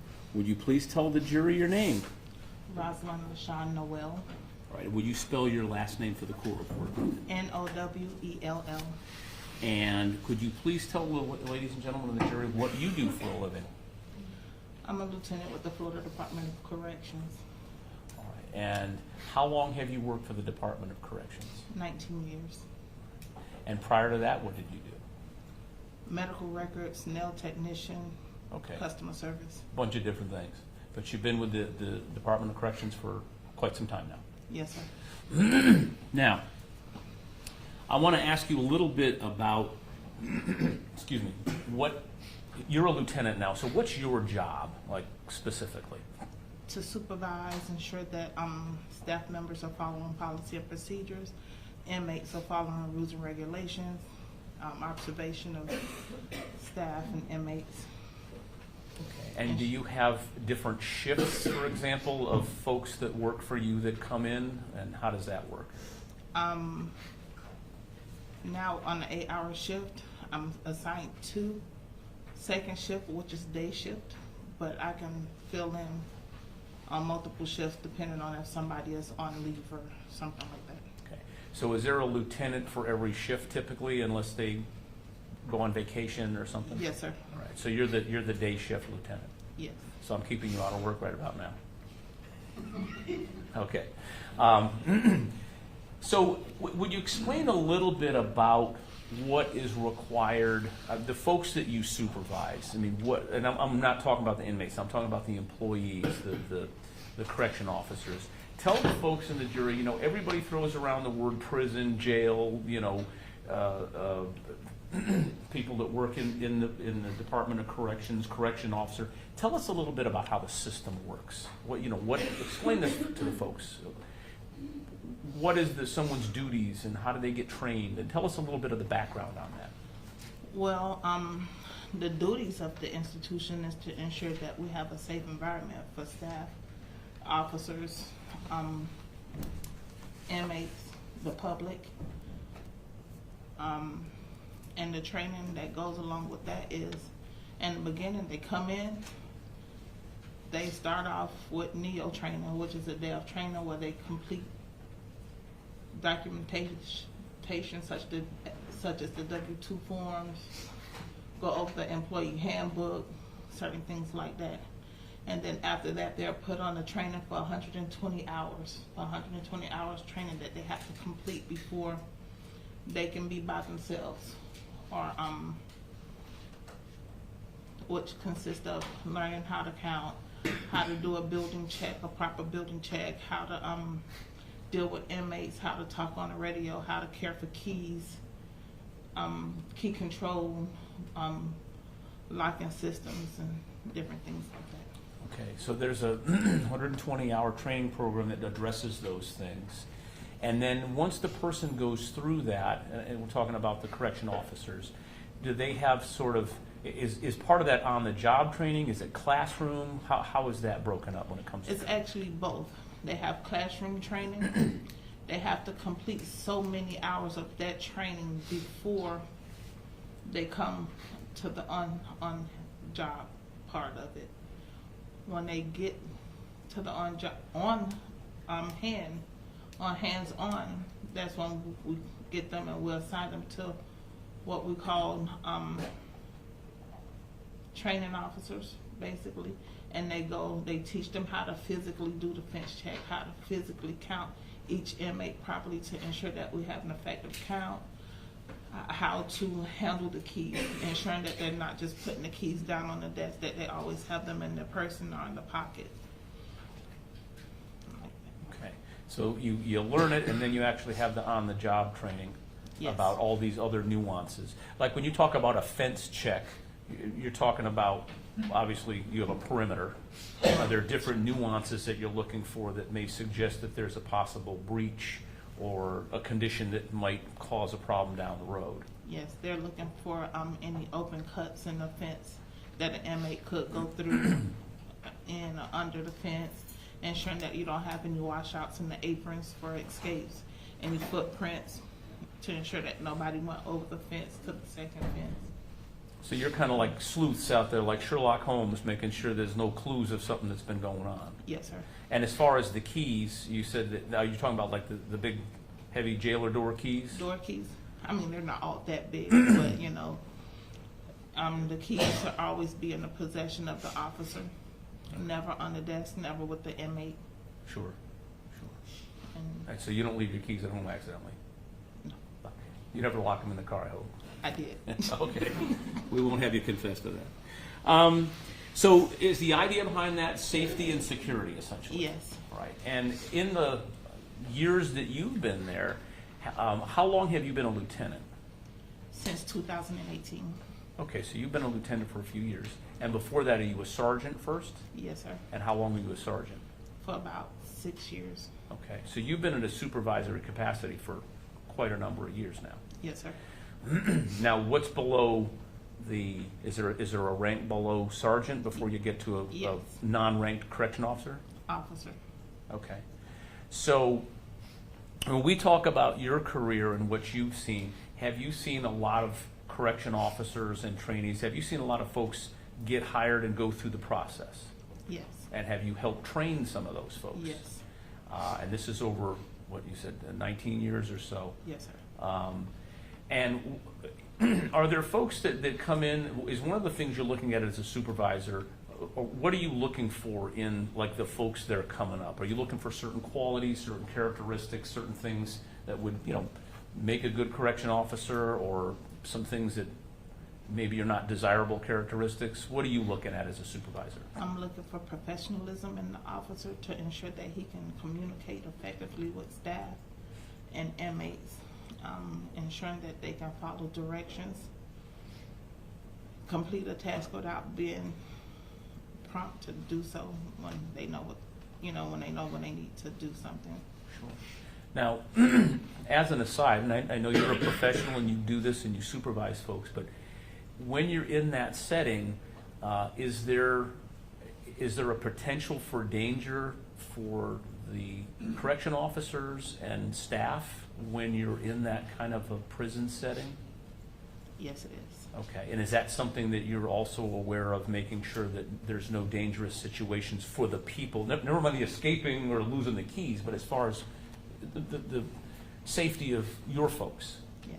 Is that something that they have procedures and policies about as well? Yes. Okay, and is that part of the training too? That's also part of the training. It also comes with professionalism. If you know how to communicate effectively with the inmate, especially when they're distraught and they're going through things, you have to be able to de-escalate versus, escalating the incident. So the folks that you're looking for or that you're supervising and you're hoping they're able to professionally deal with their coworkers as well as the inmates, and they're able to follow all of these procedures and policies that have to do with safety, security, and all the other things that go into that, right? Yes, sir. So it's not a matter necessarily just sitting there and stamping a form all day long, and whether you're a friendly guy or a mean guy, you stamp the form. There's a lot of dynamics to your job. Is that a fair statement? Yes, sir. And if those dynamics if you're not good at those dynamics, that could be a problem down the road. Yes. Okay. So, you have a lot of different coworkers that work the same shift? Yes. And I know it's work, but do you all have, at least, not everybody, but is that sort of like you have kind of like a camaraderie amongst the folks you work with, birthdays and Yes, sir. that kind of stuff? And do you get Potlucks. potlucks? Okay, so you guys have some kind of a relationship outside of work, or at least a friendship within work as kind of compadres in this system. Yes. You have each other's back, right? Yes. Okay. Let me ask you now about a fellow named Zephyr Xavier. Okay. Have you heard his name before? Yes, sir. And tell the jury a little bit about how you have known or heard Zephyr Xavier's name. I heard of him through the job. He came. I had a small part of training him while he was on his 120 hours of training.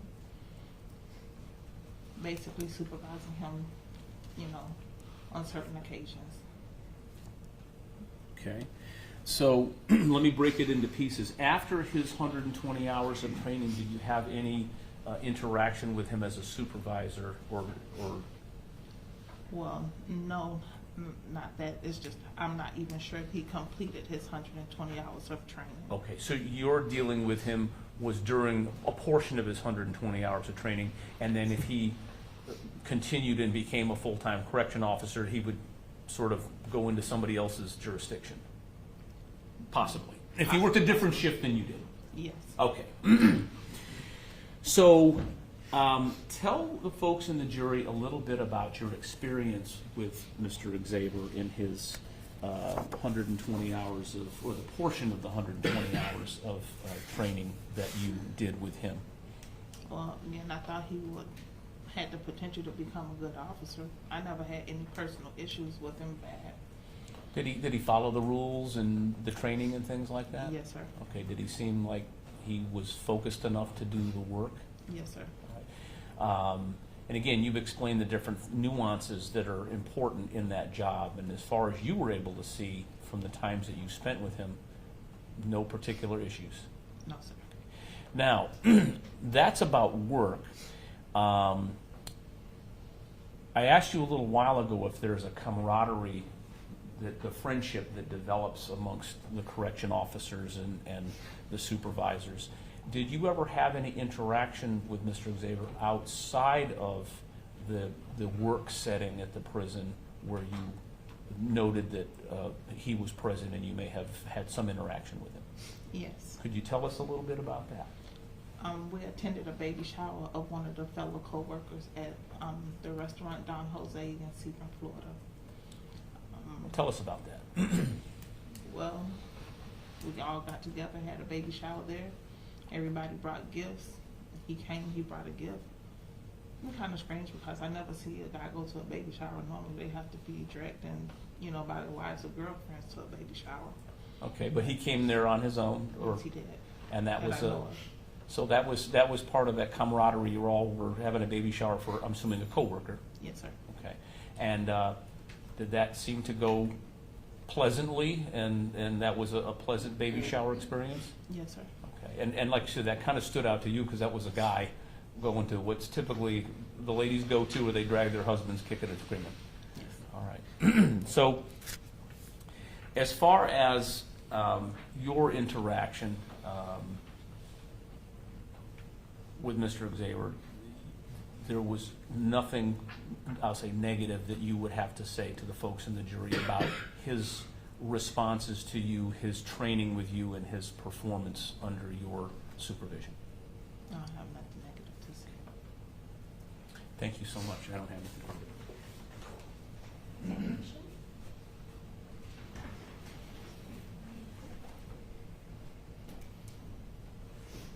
Good afternoon. Good afternoon.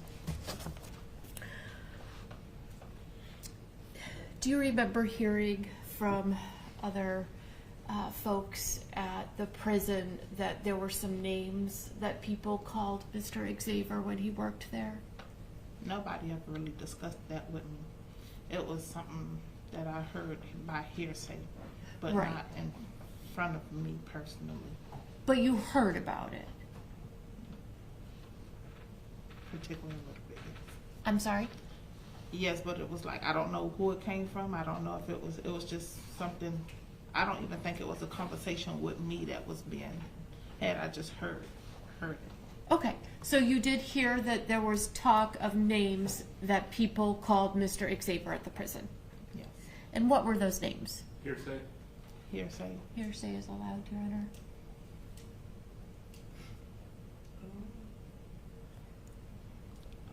According to the statement that I made,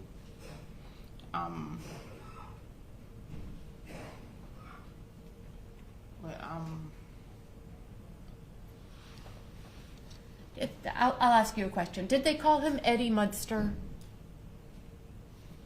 they didn't call him. I heard something similar to that, but I'm not sure what it was because that wasn't my conversation. Right. I'm not saying you called Mr. Xavier Eddie Munster. Did you hear that name in association with Mr. Xavier? Yes, And did you also hear the name Harry Potter? I want to say so. I'm sorry? I want to say so. Okay. Thank you. That's all I have. I have no regret. May this witness be excused? Yes. You are excused, Madam. Thank you. Dory Johnston.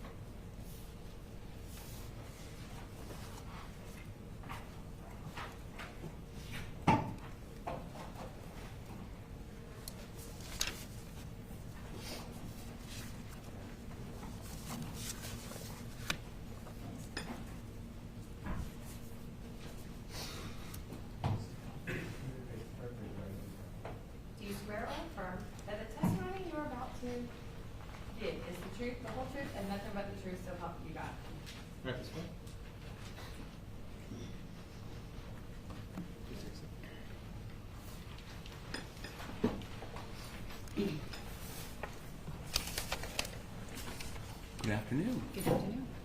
Could you please introduce yourself to the jury and tell the jury your name? Dory Johnston, And would you spell your first name for the court reporter? Dorrie. Right, and your last name is Johnston with a T? Yes, sir. All right. What do you do for employment currently? Currently, I'm an adult protective investigator with DCF. Okay. Was there a time that you worked for the Department of Corrections? Yes. Tell us a little bit about that. How long were you employed by the Department of Corrections, and what was the nature of your job? A total of 15 years.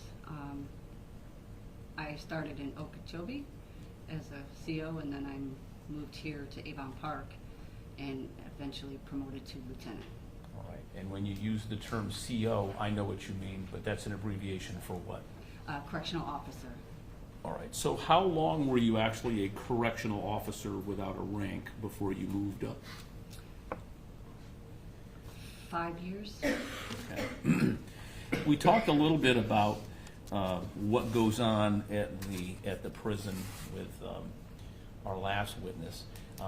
You were a correction officer for 5 years. Could you tell us a little bit about what you do in that position? I know you left as a lieutenant, but what you're responsible for as a non-ranked correction officer. Okay. Supervise inmates, watch them when they're in the dorm, supervise them while they're eating chow or in the rec yard, count, security checks. Okay. Now, when you're doing this, are you actually in a position, or at times in a position where you're actually on the floor, or you're with the inmates? Yes. Right. And as far as your experience, is there some sort of a ratio to how many inmates may be present in a particular dorm per how many correction officers would be there? Depending on what dorm, if you're in an open bay dorm or a secured unit, would depend on how many inmates there are. But if the dorm was full, which usually anywhere from 40 to 80 inmates, it will be just you down in that wing. Okay, so By yourself. you're outnumbered 40 to 80 to 1, Yeah. depending on how many Yes. people are in there. Okay. And the folks that are in these open dorms, I mean, they're inmates, right? Yes. They've been sentenced to prison, and they're in there. That environment, talk about the dynamics of that environment as a corrections officer. Is that something where you need to be paying attention to pretty... Yes, you have to be extremely observant. You have to constantly watch your surroundings. Okay. Can it be intimidating to be down on the floor with 80 people? Yes. Okay. And that's something that you, depending on your shift or your job, that's something that you would have to deal with. Yes. In fact, can it get to the point where it's a little stressful? Yes. All right. Now, you indicated that you are currently working for a different department. What was the reason that you left the Department of Corrections? Stress. Okay, so that eventually can get to you after, what did you say, 15 years? 15 years. All right, you finally said, I'm doing something else. Yes. All right. I want to bring you back to the latter part of 2018 up until maybe January of 2019. Did you ever have contact with a correction officer named Xavier? Yes. Could you tell the folks in the jury a little bit about what that contact consisted of? I worked at the work camp as a shift supervisor, which was 7 a.m. to 7 p.m. He had just finished his 120-hour training at the main unit. Once they complete that training, they get put on different shifts, moved to different camps, wherever is needed. He was put on swing shift at the work camp. Swing shift, it was 3 p.m. to 11 p.m. So I worked with him from 3 p.m. till 7 p.m. I was his supervisor at that point in time. So you were 7 to 7, and then people that would come in from 3 to 11, you would have interaction with them potentially between 3 and 7, Yes. and then you go home and they stay till 11. Yes. And then was there another shift that went from 11 to 7 when you would come in the morning? No. There was a swing shift from in the morning.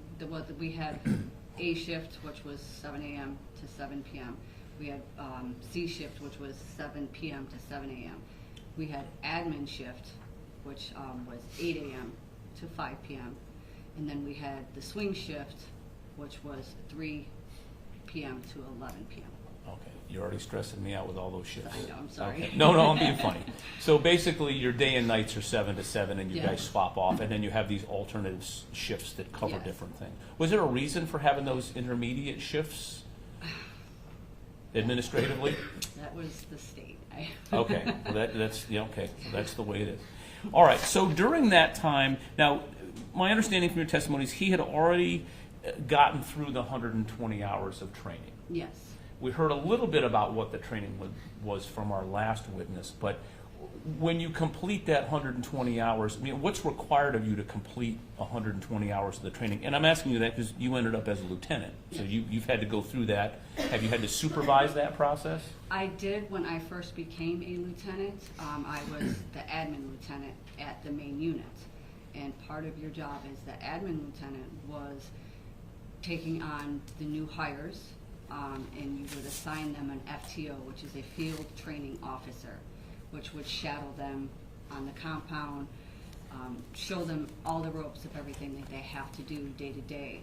And then there would be tests that they would have to take, written tests and stuff like that, just to make sure that they have an understanding of what they're doing.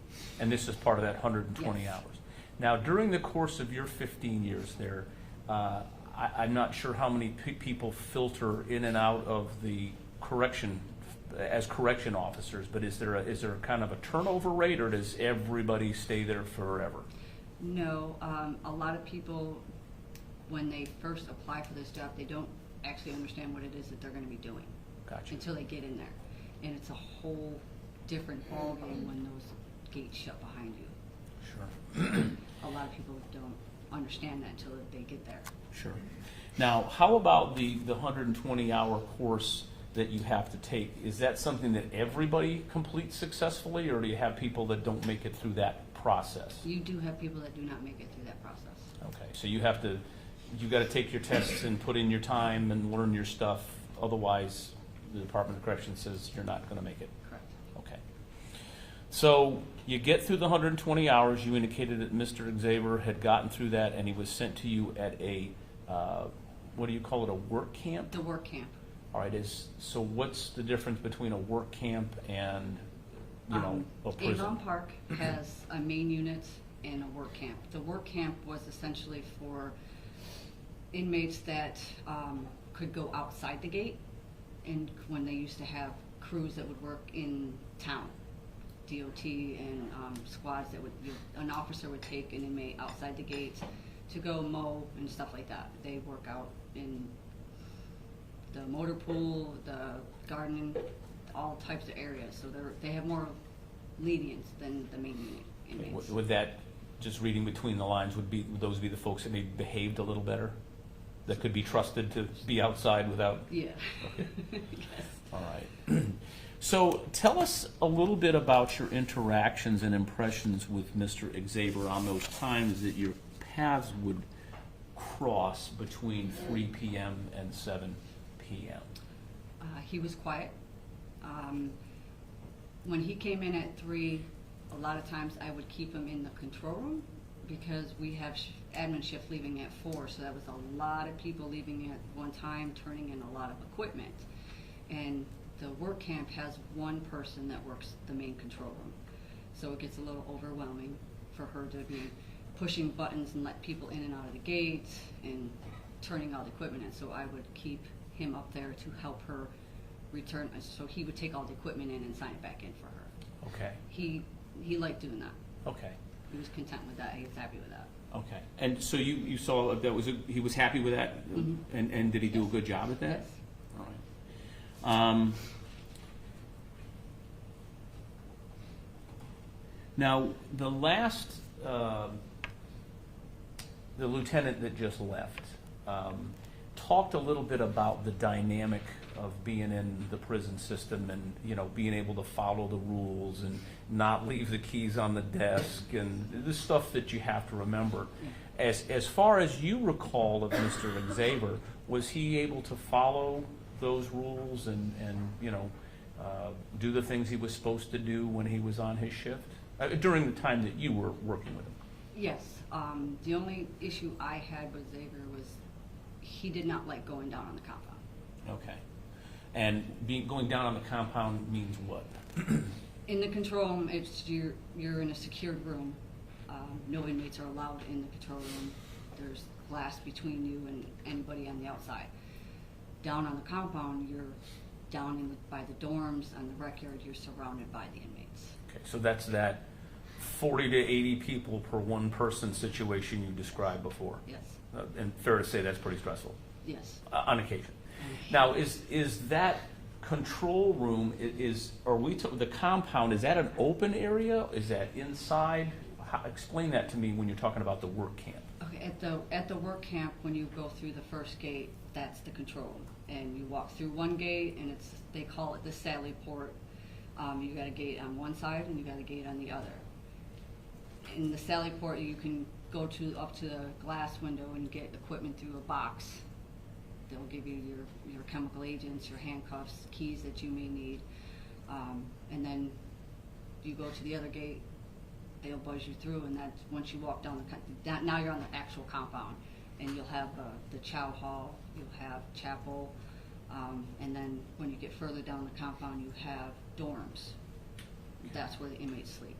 So does the work camp have when you say work camp, I'm thinking, is there anything outdoors about it, or is that It's just all it's all outside. The way this particular camp is set up, when you walk down on the compound, the rec yard is in the center and surrounded by all the dorms. That's where the inmates can play basketball or hang out. So when you're in the rec yard, are you outside? Yes, you are outside. But if you go in the dorm, in your room, you would be inside. Yes. Now, the control room, that's a building, Yes. right? Is the control room and where this equipment is stored, is that an air-conditioned area, control Yes. room, and kind of like it's a building? But if you're on the compound, you're outside. You're outside. Yes. Right, and that you're outside on the compound, whether it's wintertime or summertime or whatever it is here in Florida. Yes. All right.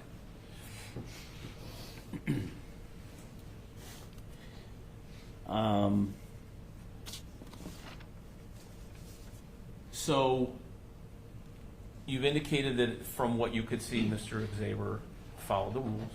Yes. He preferred to be in the control room. Yes. Did he have anybody in particular that he was close with that you observed? Maddie Wilson, the Okay. sergeant of the control room. All right. And you worked with Maddie Wilson Yes. for some time, or? Yes, several years. All right. So tell me about your observations between their interaction. They joked a lot, talked a lot. And you were able to observe that? Yes. Okay. Was there kind of a friendship struck up between the two of them? Yes. Did you have any, she was a sergeant, you were probably her supervisor. Yes. And the conversations you would have about Zephan assisting her in the control room, passing out equipment or taking equipment in and checking off the boxes, was that fairly positive? Yes. There was times she actually requested she would call me up if I was not up front at the time. She would call me and ask, is it okay if I keep him up here to help bring in the equipment? I said, of course. Okay. And it is air conditioned? Yes.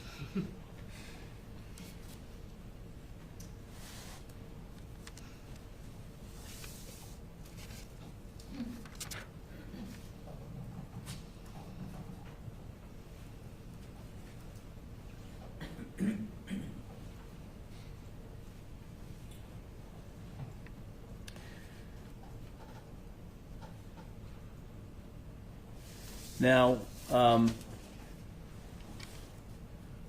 think you had talked about the fact that when Zephan Xavier was down on the compound, he seemed to be a little less comfortable. Yes. Is that something that you have seen in the past with other correction officers, where if they've got the choice to be in the control room or someplace else rather than be this kind of lone correction officer out amongst the crowd? Is that something that's not uncommon?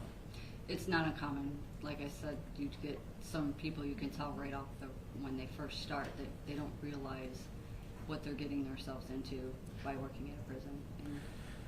And that the person, when you go out there, again, when you go out or had to go out on the compound back in the day, that's your perception of looking around and seeing what potential danger is out there based on the attitudes of the inmates and things of that nature, that you have to be intuitive to, and you go, okay, nobody's done anything to me, but I'm a little creeped out right now. Yes. Okay.